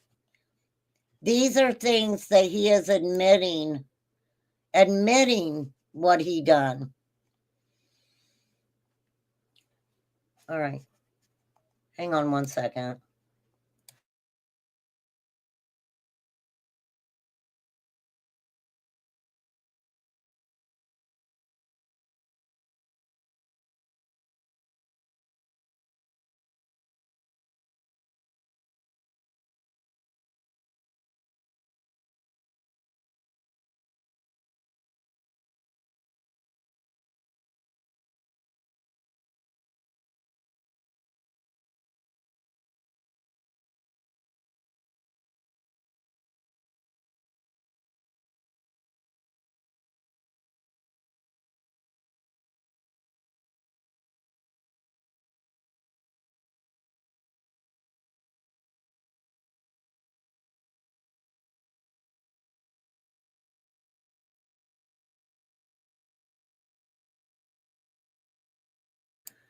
Heck yeah, 420.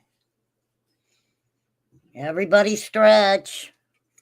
Stretch and stretch and good vibes. Good vibes in, bad vibes out. Good vibes in, bad vibes out.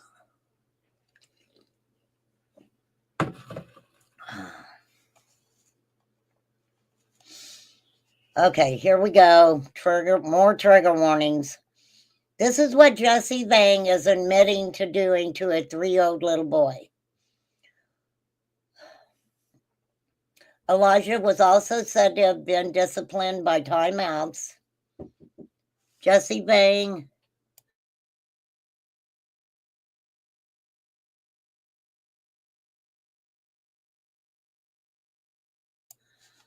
Okay, so discipline using timeouts. He described the timeouts as being standing for periods of time 1 to 3 hours.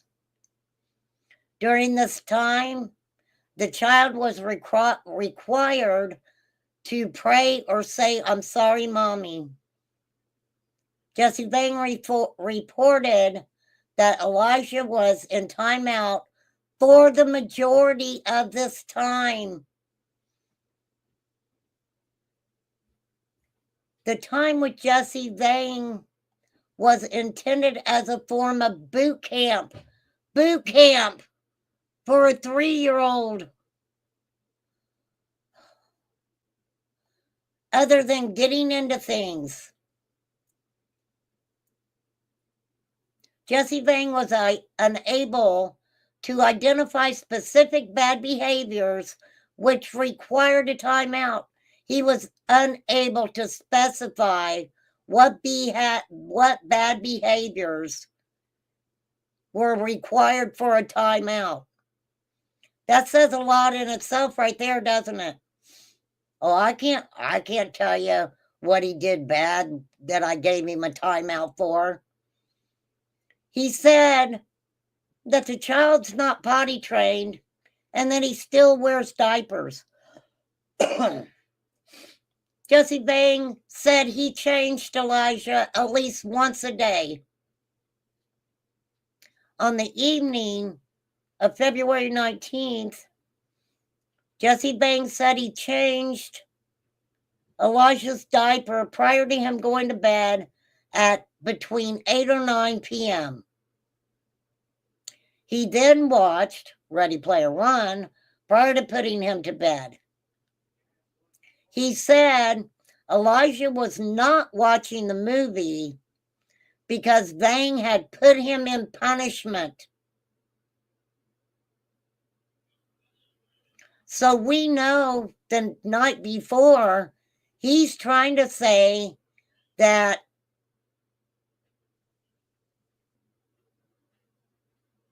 he changed Elijah's diaper between 8 and 9, and he watched a movie, and while he watched the movie, that Elijah was in punishment. So what's that tell us right there, you guys? What does it, I mean, seriously, what does that tell us right there? That he says, okay, I changed Elijah between 8 and 9 o'clock, and then I watched a movie. How long are movies? I'm not real sure how long that movie is. It could be anywhere from hour and a half, maybe 2 hours. Some movies are 3 hours long anymore, but I doubt if this one was a 3-hour movie.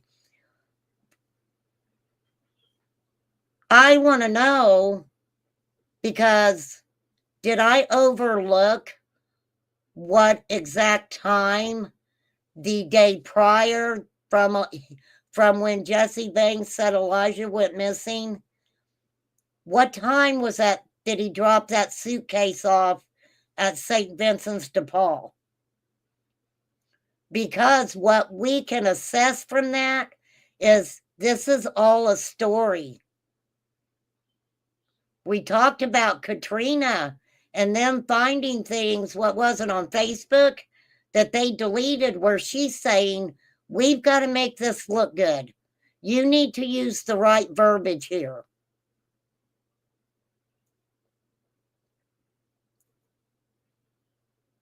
So Elijah wasn't watching the movie, he was in punishment. Jesse Vang stated that Elijah would stand in the corner or stand by the bed, standing by Jesse Vang. He said he gets pretty tired from, I guess, like from standing too. He was a little 3-year-old boy.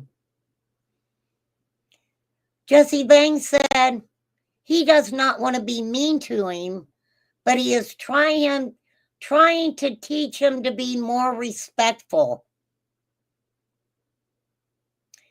Jesse Vang was asked about February 19th if he made Elijah stand, to which he replied, yeah, for probably like 2 to 3 hours.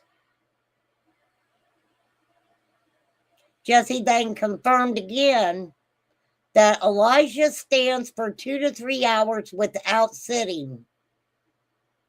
In the event that Elijah would try to sit down, Jesse Vang would say, "You want cold water?" He then indicated he's fine. It's not like his knees are shaking and about to fall over, you know. Trigger warning, you guys. This stuff. Okay, we're going to take a woosah moment. Let's all take a woosah moment. For real. This is just a lot.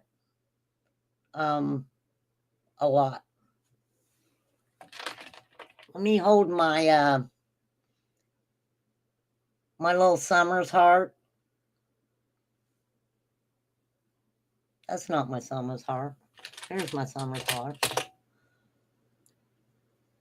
This is a little rose quartz heart. Let me hold that for a minute.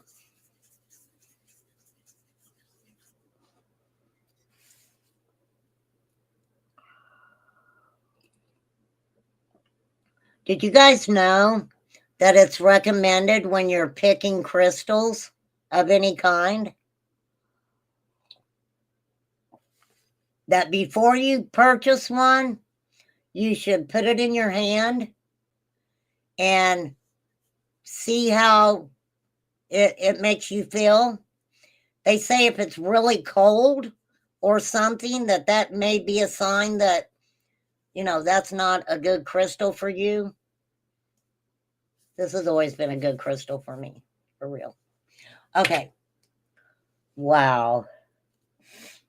So Elijah's 3.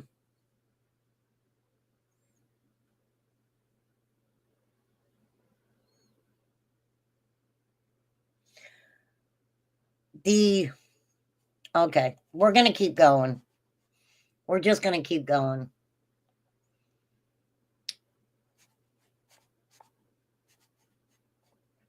Like I said, this is what he's telling us that he did. This is what he's telling us he did.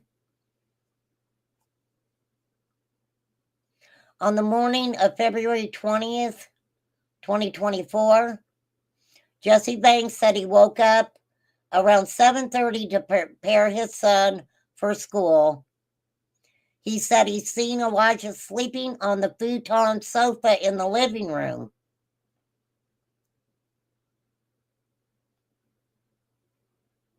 But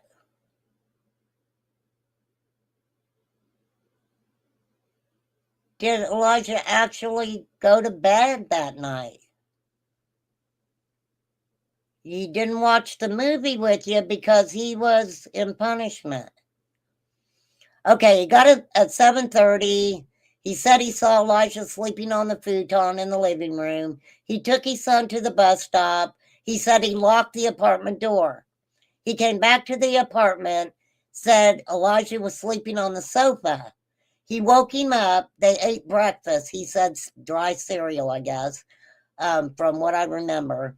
He said that Elijah ate some cereal, which had frosting on one side, wheat on the other, without milk.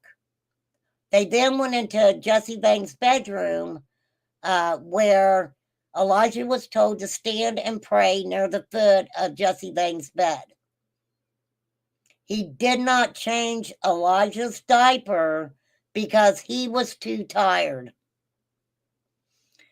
You didn't change Elijah's diaper because you were too tired, but he was getting punished for filling his diapers up because you would only change them once a day anyway. Right?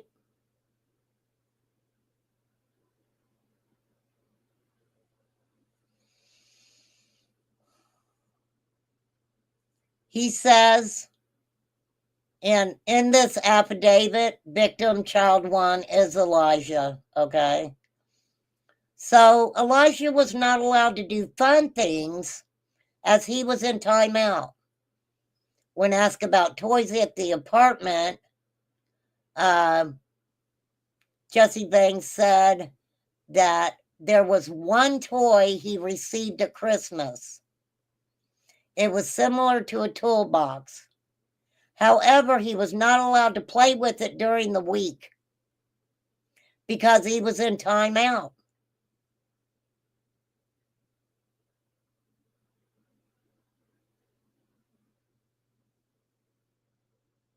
When asked what happens in timeout, if timeout does not work with the child, Jesse Banks stated he would give him an ultimatum.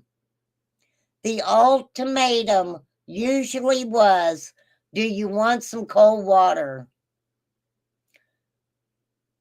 Jesse Banks said Elijah did not like cold water, but did not know why.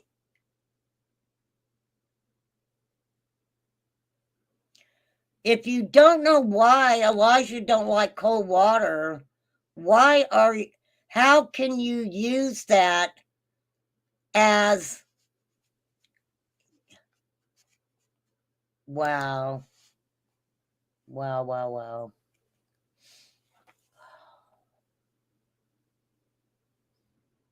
Now we're talking about February 12th through February 20th, 2024.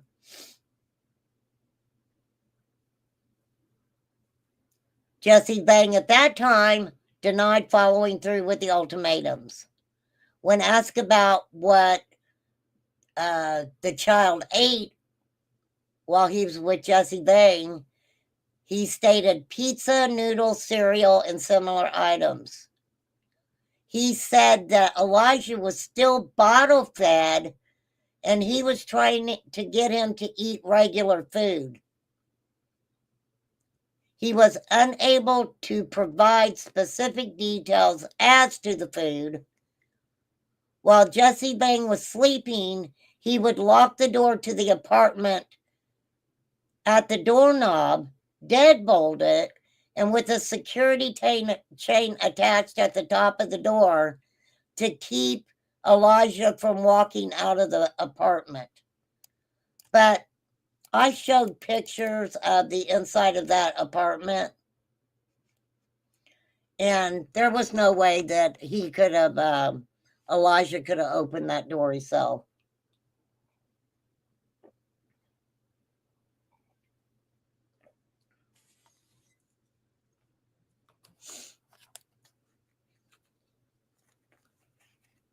Katie has said, I think they should leave men like him on the streets or let the public deal with him. You know what the problem would be for that with that, Katie Ann? Before anybody could really get to him to do something nefarious to him, there'd be 1,000 pedos joining up with him to go do more crap.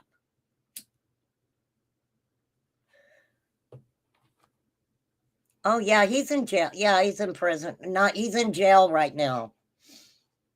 He's in jail right now. I'm just doing an update on Elijah, but it's hard to do an update on a child and not retell the story. It's hard and not retell the story. I probably should have pulled this up before I did anything and just read it to you guys. So Jesse Vang said on the evening prior to Elijah going missing that he had consumed 3 beers and ate 1 benzaprine as a sleep aid. Don't forget, though, the suitcase was taken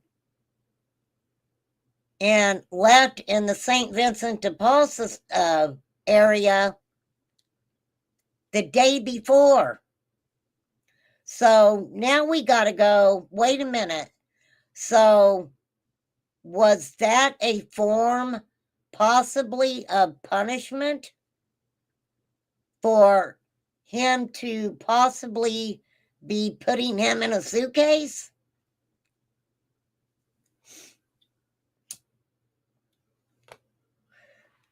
And what a weird place. I don't know. It's okay.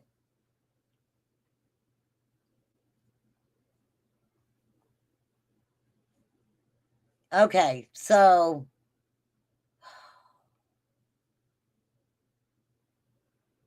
on February 13, 2024, at 9:30 p.m., Katrina Bauer and Jesse Vang begin discussing Katrina coming to Jesse's apartment to do the deed. But Jesse Vang told Katrina Bauer that she cannot see Elijah when she gets to the apartment, and that Elijah can be placed in the bathroom while they mess around. At 10:12 p.m., Katrina Bauer sends a message to Jesse, and her daughter, Elijah's older sister, can sleep in the car. Approximately 11:45, he says Elijah will be put in the living room and Katrina needs to be quiet walking through.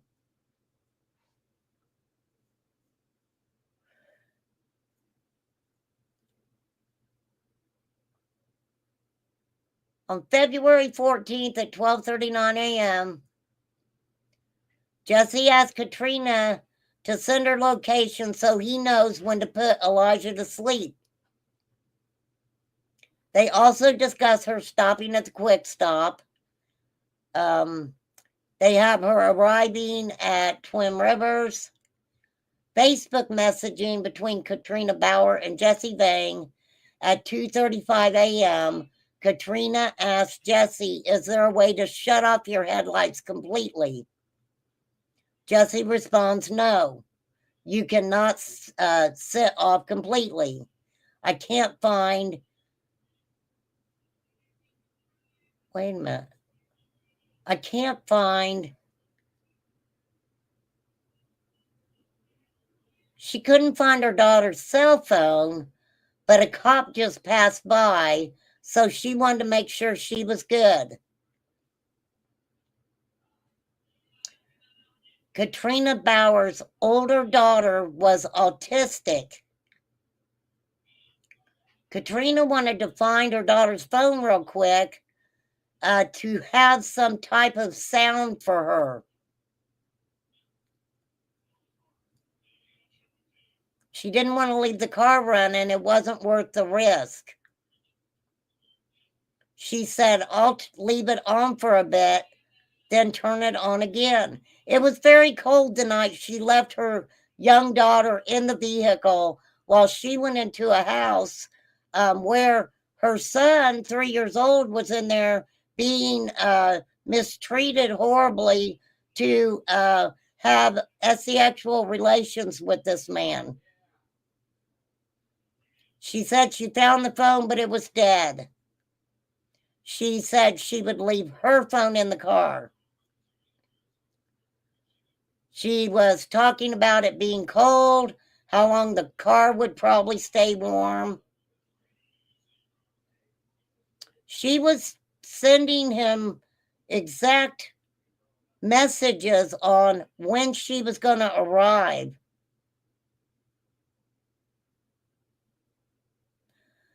At 3:13 a.m.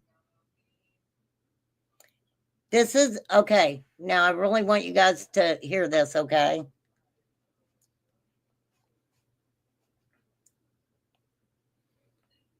So her daughter was autistic. She wanted to leave some kind of sound for her. She was leaving her in the car while she went in and messed around.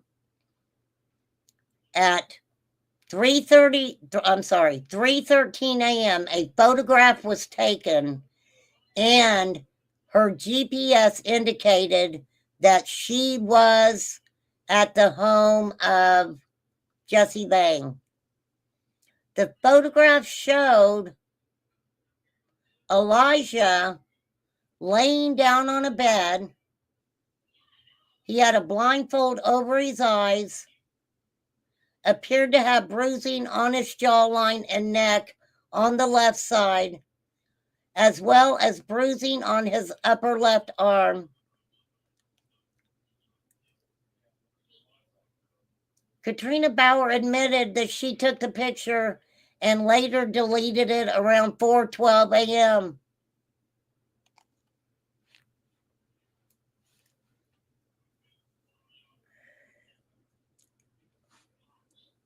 So that picture was left up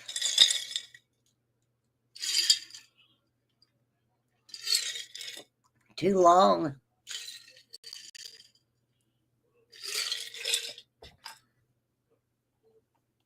I would like to know if that picture went anywhere or if it was just taken and deleted.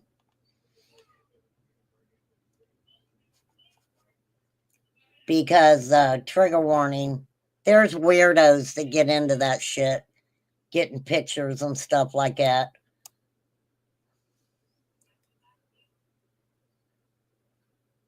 In a Facebook Messenger message, they located a photograph taken on February 15th showing Elijah standing in the corner in a diaper only. Hands appeared to be in a praying position, and the diaper looks full. It appears to have been taken at Jesse Vang's apartment. Okay, so that was on the 15th.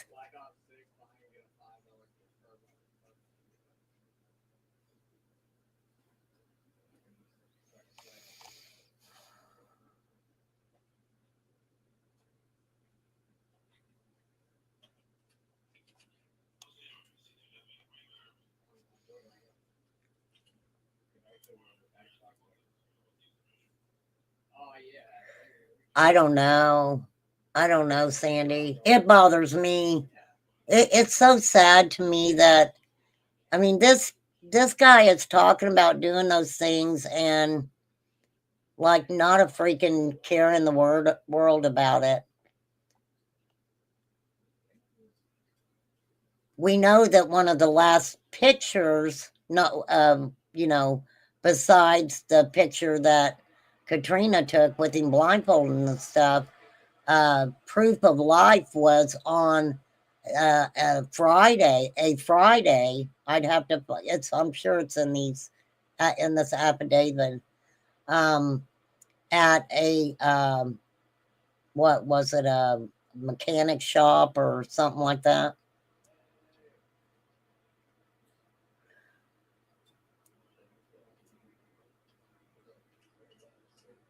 And why? I don't get why you would want to take a picture of your freaking child like that.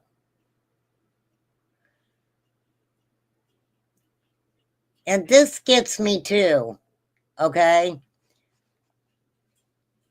The phone records further indicate that Katrina Bauer returned to Manitowoc on February 16th at 11:01 p.m. She called Jesse Vang's phone about 11:15. She went to the Quick Trip store, purchased some items. At 11:21, she texted Jesse Vang's phone on ONM, put him to sleep. Jesse Vang responded, okay. Katrina arrives to Jesse Vang's apartment around midnight.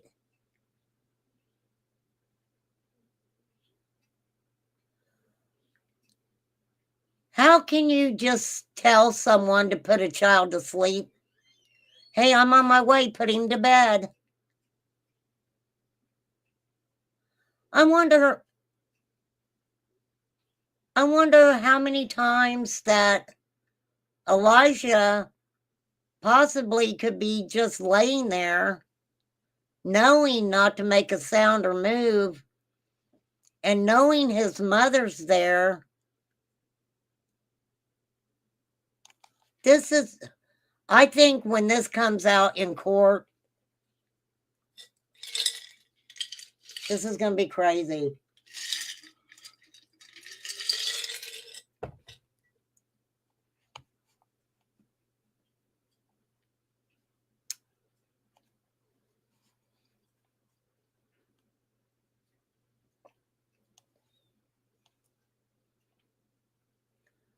God, I don't. Ugh. So they go out to a bar or something. Then their phones separate for about an hour. She goes to the Quick Trip. There's not a child seen in the vehicle at all. So they meet back up at his apartment.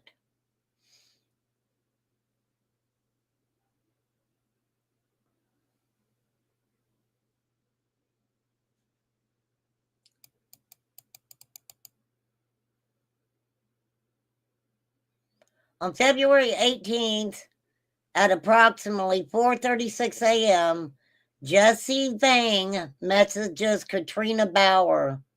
I told you to trust me. I'ma make sure he hates me and being here. She's responded, don't want him to hate you, just fear you. Jesse responded, it's okay. Someone had to be the bad person. Katrina messaged, I know, but either way, he can fear you and respect you. Jesse messaged, he did fear me, but he didn't respect me. Now I'm making him respect me. That's what he said in this affidavit right there.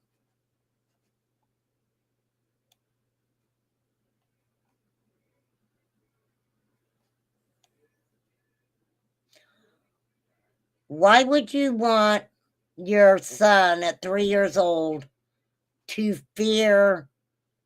You're taking your son, and why is it important?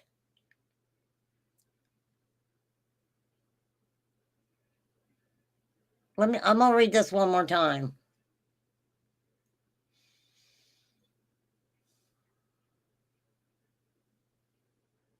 On February 18, 2024, at approximately 4:36 a.m., Jesse Vang messages Katrina Bauer. I told you to trust me. I'm going to make sure he hates me and being here. She responded, don't want him to hate you, just fear you. Jesse responds, it's okay. Someone had to be the bad person. Katrina messaged, I know, but either way, he can fear you and respect you. Jesse messaged, he did fear me, but he didn't respect me. Now I'm going to make him respect me.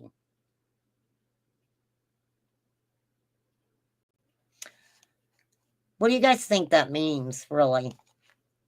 Him saying that.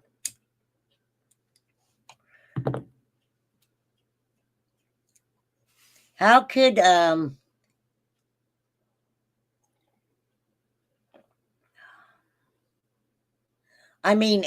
Jesse Vang's got a record.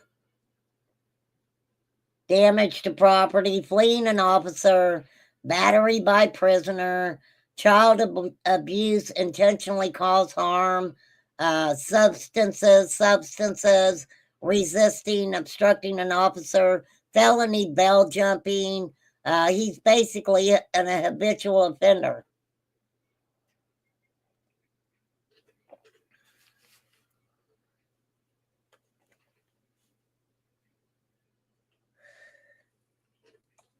Wow, that is sad.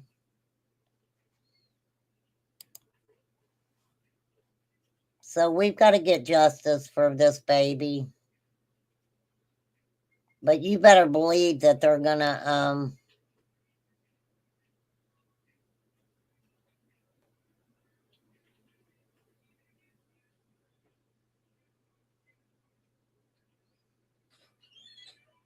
what the heck?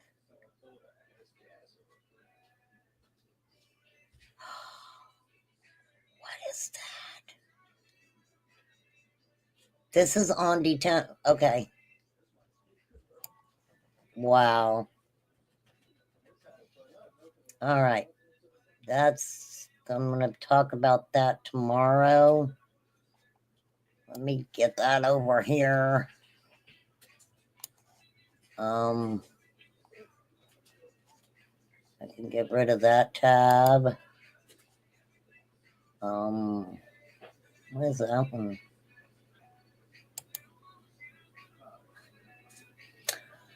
Okay. Dang, I've been on here 2.5 hours.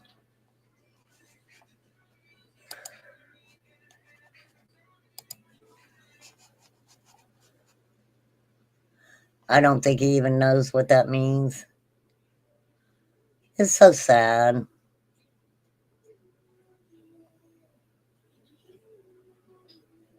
Well, it was weird to me when, I found out that Jesse Bang and, Katrina Bauer had history.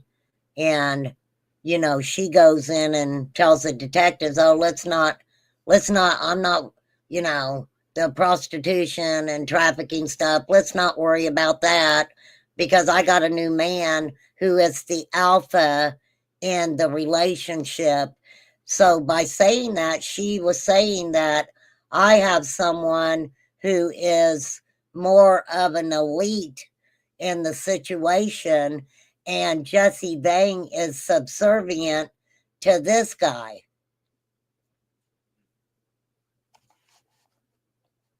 I don't think so yet, Debbie, because I believe they have to wait until after the trial and stuff, right?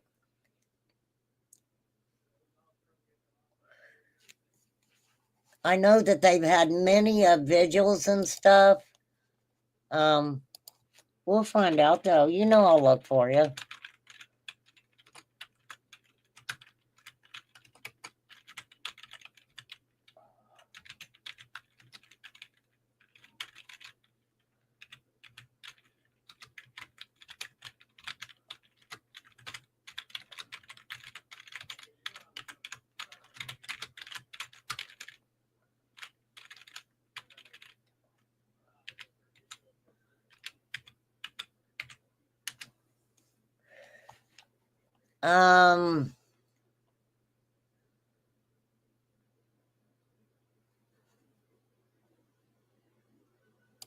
Here, let's do this. Well, you guys ain't got to hear me talking all the time. Let me put my earbuddy thing in. Well, this is from September 27th, though. So that doesn't, this was after his remains were found, that the family spoke. Now, there's probably a commercial on here. Let me see if I can find a more up-to-date one. I should be able to find a more up-to-date with, okay. Yeah, I mean, that's like, if you guys remember with, Quentin, at the end of, hey, Cats Hodgepodgery, at the end of Quentin's trial, they talked about releasing Quentin's remains so the family could finally, you know, lay him to rest. So I would probably think that that is what, you know, that is what's going on with Elijah's case. It just seems to be that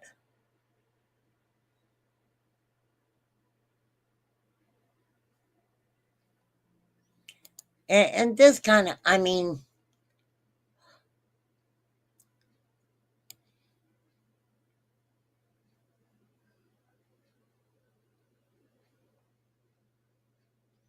Elijah's mother was, oh, I want Elijah to be found.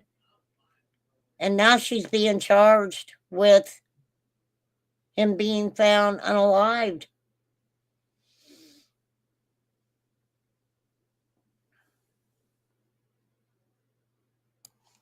Now, this is very interesting too, because the news conference, they announced charges and detailed several incidents of neglect and abuse, as well as healing skull fracture that dates back to the time of Elijah's passing. See, they just came out and talked about the suitcase. So that was kind of a new tidbit of information for me when I checked into it.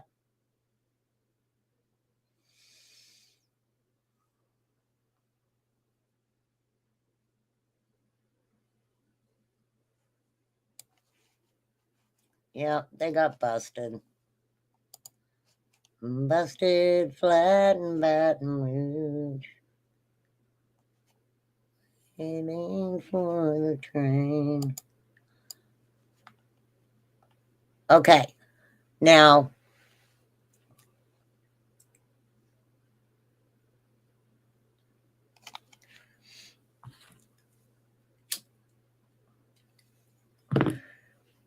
Madeline Soto was leading.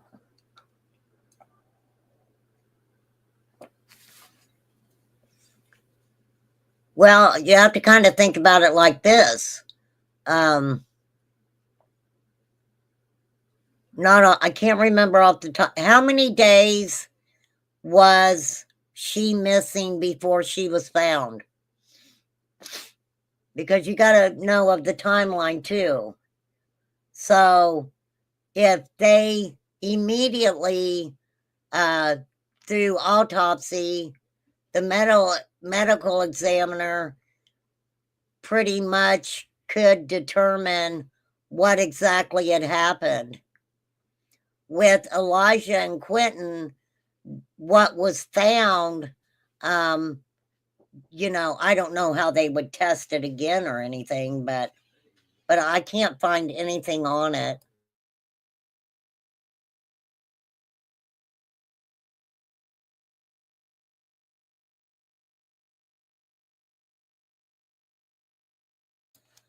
So, absolutely.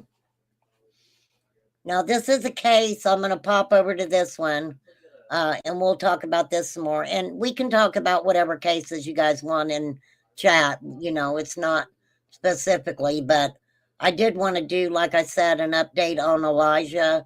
And, you know, with these kids' cases, you do kind of got to go back over exactly what transpired throughout the whole investigation and stuff. Because you want to make sure that the correct information is being put out there. Everybody knows that's a big important thing for me.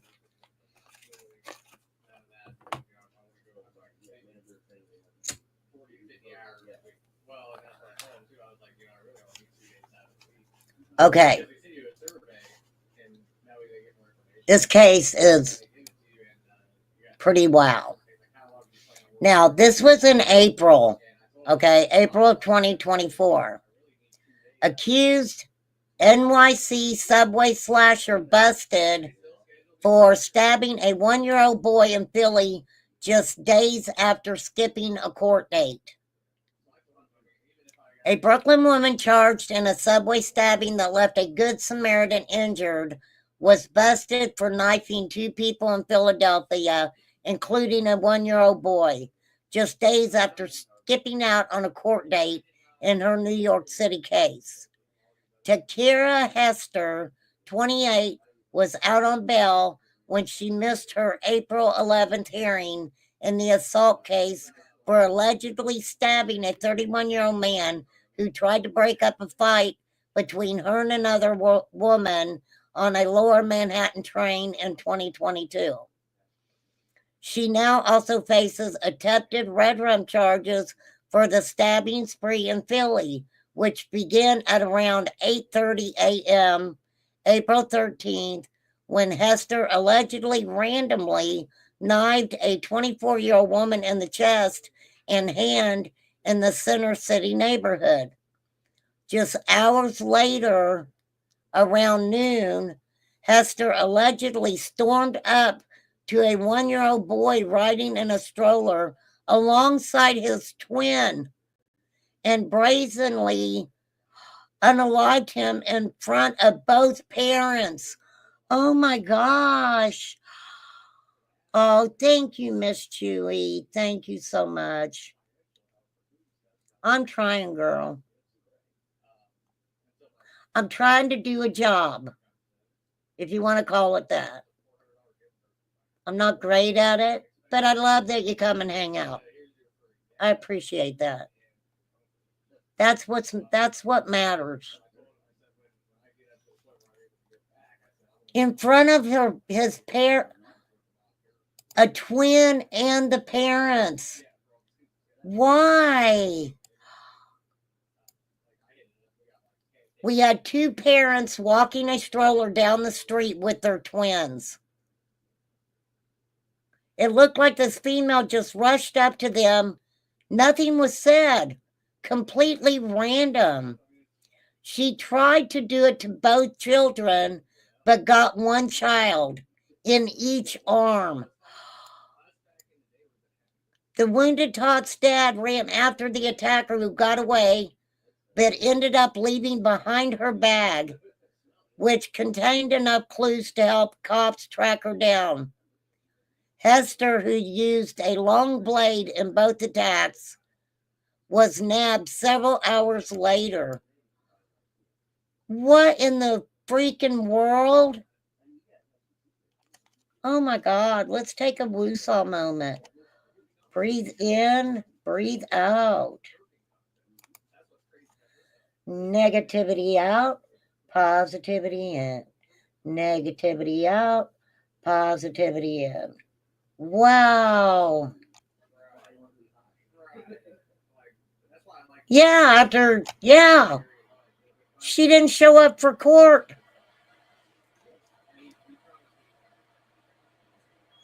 In addition to the attempted red rum charge,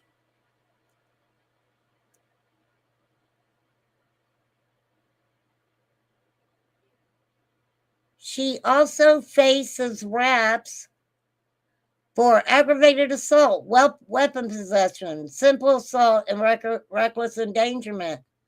Both the child and the woman were hospitalized in stable condition.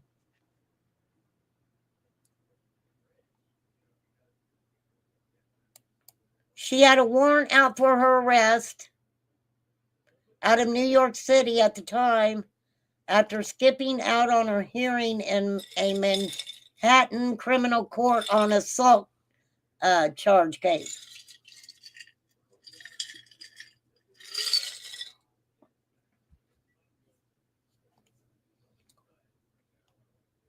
I mean, did she bond out?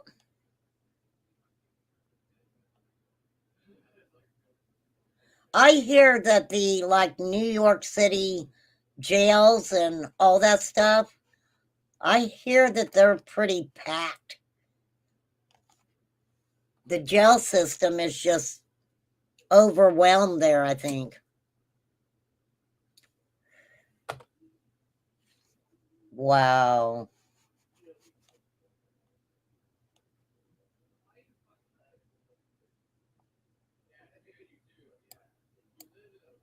She's accused of attacking a Good Samaritan who tried to intervene, as she thought, with another woman on the southbound number 4 train at the Brooklyn Bridge City Hall station around 6 a.m. on October 26th, 2022. That's the stroller that the twins were riding in.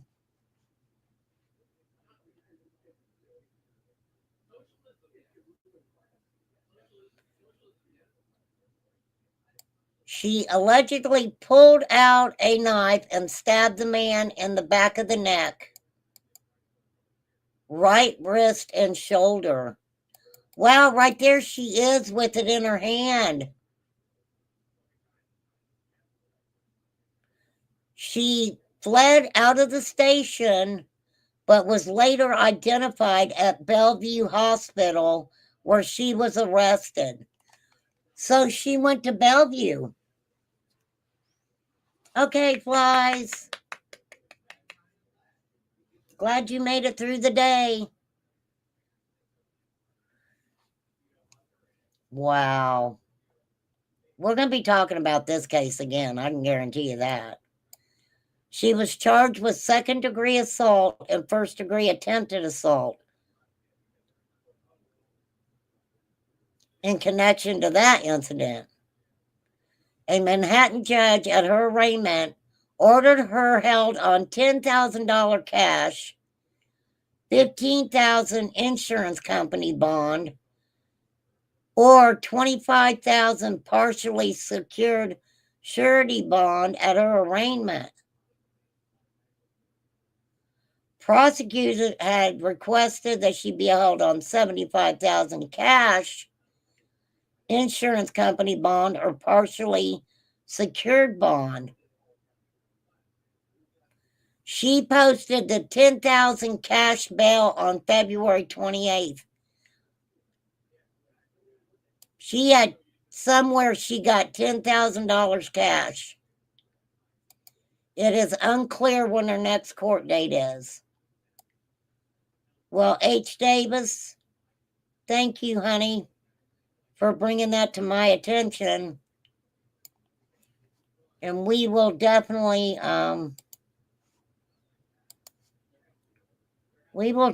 keep. Who does that? Who does that? What the heck is wrong with people?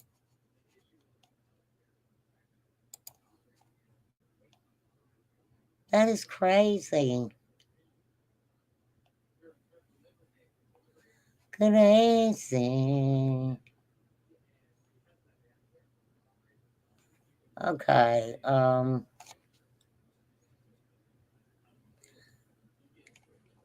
I know. That was a good one.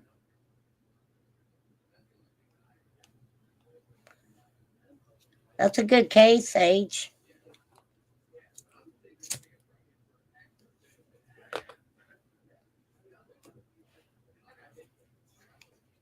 So we will definitely be checking back into that case.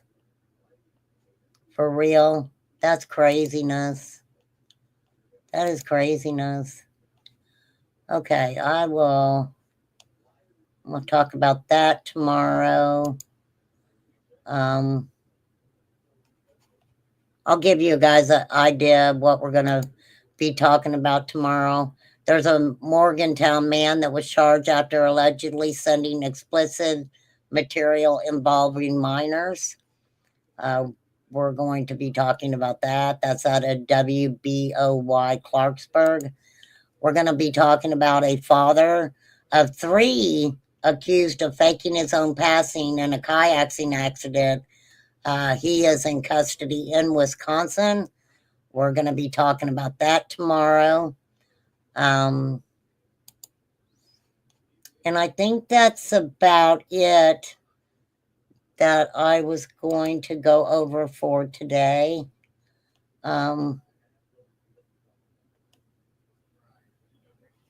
Oh, Gypsy.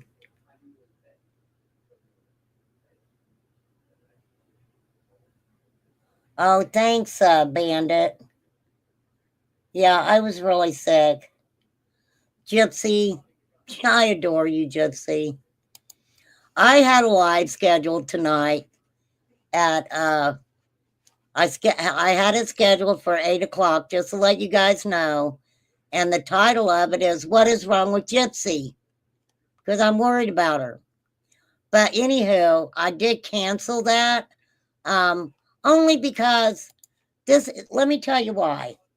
And let me get a different picture up here besides myself, because I'm so good looking. Y'all may just fly off and hurt yourselves trying to run away and shit. You know.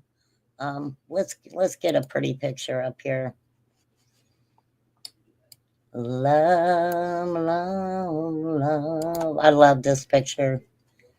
Hang on, I'll get it up. I love it, love it, love it. Oh, and it's raining. Oh my gosh. All right. Check this out. This is the spiritual rain music. Isn't that beautiful? I love these I love this stuff. I really do. So anywho, I said I was going to do a live. What is wrong with Gypsy? And I don't know what's wrong with Gypsy. I I'm kind of worried about Gypsy, but I like Gypsy. So I had to go back and I was like, okay, but I don't I don't like hearing people say negative things, and I don't you guys know how I am. So, what is wrong, Gypsy? What's going on, sister? I'll try to come over and talk to you. I'm sorry I haven't felt well. Yeah, I put it on my community post, Sassy Pants, that they were found. Yeah,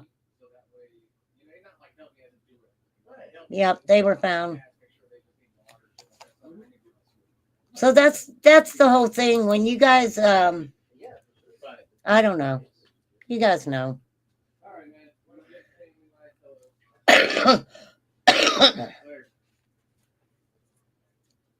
But I would. The thing about it is, if I did do that, then I would want Gypsy over here. You know.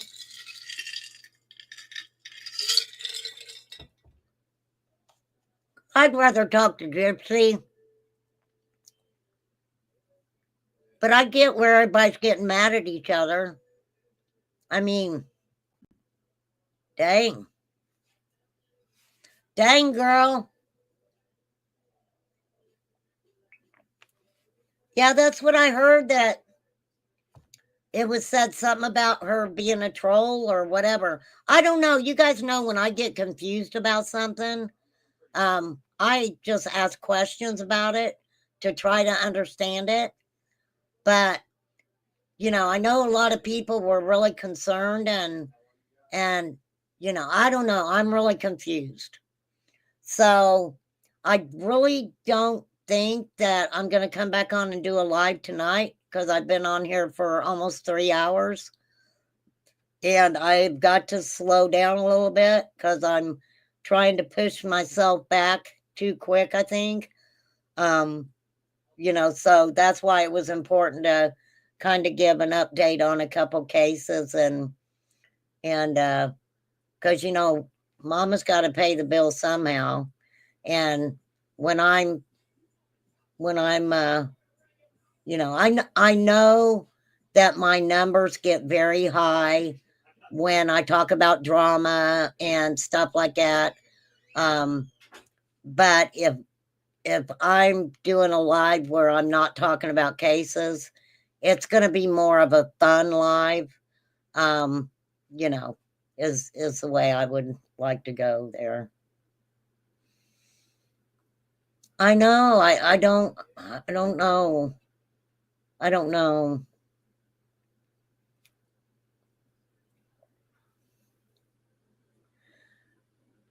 I mean, I heard so many different. If I get a chance later on to pop back on for about an hour, you know, maybe Gypsy will have time to come over and chat with me or whatever. Um, I've always, I've always been an avid supporter of Gypsy, even though monetarily I've never been able to help her out. I've always gave her, you know, complete credit, and she's so talented, and I just don't know what's going on right now. For real. Um yeah, I heard about that, Sandy, but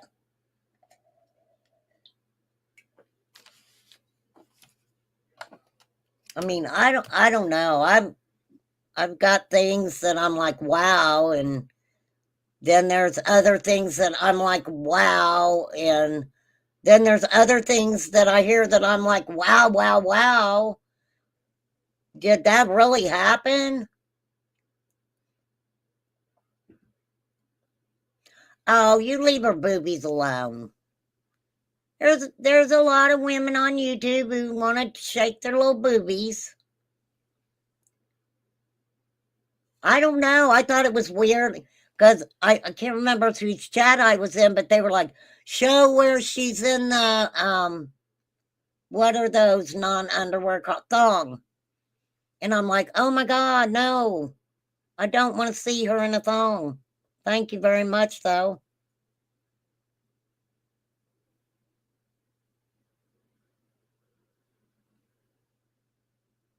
But there's one thing about trolling and another thing about really, I don't know. I don't know. Hang in there, Gyps. Well, maybe she should go on OnlyFans then. I don't know. I'm not going to talk about it right now. Okay? I'll give Gypsy her own spot. For real. But no, I've heard some very malicious, hateful things were said to some people that are very hurt by it. But then again, I hear that she's got a new channel or something. So so if she does, um when I get a chance to talk to her, if she'll come over, I don't know if she will. Not right now though, Gypsy. Okay? I'm just now getting over my sickness. Oh, Mama T knows she could come over here anytime she wants. Crazy Chicken Lady knows she can come over here whenever she wants. You know, it is like a slap in the face when you care about somebody and then they want to, you know, I don't know. I don't know. I would, like I said, I haven't got a chance to talk to Gypsy. So, I can't really make a, I can't even really give my opinion on the situation. But, the thorn in the thistle, I don't know. I don't know what I'm talking about. Hence the title that I had earlier that was titled, What is Wrong with Gypsy? Question mark, question mark, question mark. And I love her because she she gave me my little thingy thing. Thanks, Gypsy. Let me give her a heart. Let me give her a heart. There you go. But no, I did take that down, just to let you guys know. I did take it down. Um, you guys know usually when I do stuff like that, I try to be respectable to everybody, because everybody has their truth, and you know, I try to walk a fair line over here, and I also uh, like a lot of people that they're all kind of going back and forth right now, and I am not going to take sides on it at all. But I always appreciate when I can't figure out what the heck is going on, and it turns into a concern, and I really do care. I really do care. I don't just say that because it's bullshit. I'm not a bullshitter. I care. I do care. And I'm always here. I ain't going nowhere, even though I'm sure some people wish I would. But okay, we have 7 minutes. Prayers for Elijah View that he gets justice. I mean, the suitcase being taken the day before with his DNA in it kind of tells us that whatever happened to Elijah did not happen on the morning that Jesse Banks says it happened. Okay?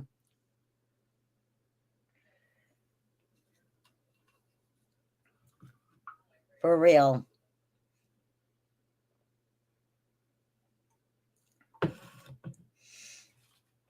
So, thank you guys. I'm going to get off here. I'm just kind of wiped. And if I come back on, it's almost 6 o'clock now, so I don't think I'll be coming back on today. But I adore y'all. Thank you guys for hanging out with me. And I promise I'm trying to get my hours. I'm trying to keep my watch hours up, because there's a lot of lives that I do that I don't monetize. So I do try to at least do one or two to monetize it to get my views in. So for real, that's all I ask is give it a view, even if you put it on point 1,000 times and let it run through. I'm good with that. That's why I just appreciate all you guys. So, all right, I'm getting my butt off here. Thank you, Poppy. I appreciate you so much. I really do. Thanks, Flies and Debbie and H. I think Chai popped in earlier. Thank you guys so much. And I will catch you tomorrow unless this steroid keeps me up all night. But I don't think I can do 10 o'clock live. That's for other people, for real. But I do have a lot of other stuff I want to talk about. So, all right. Night, you guys. Peace out. Thank you guys so much. Elijah View, justice for Elijah. And thanks, H, for that case. We'll be talking about that more. And like I said, I have the 2 cases to talk about in the morning. So that's going to be a morning live. With the weather and the snow and everything, what I want to try to do is do maybe an hour and a half, no more than 2-hour morning live, get these cases out, and then later on in the evening time have a live where we can just talk about whatever we need to talk about. So all right, you guys, stay safe. And before you say negative things about somebody, Try to find one nice thing to say about them first. For real. It's a challenge. Try it. Peace out. I'm coming right now. Thank you, guys.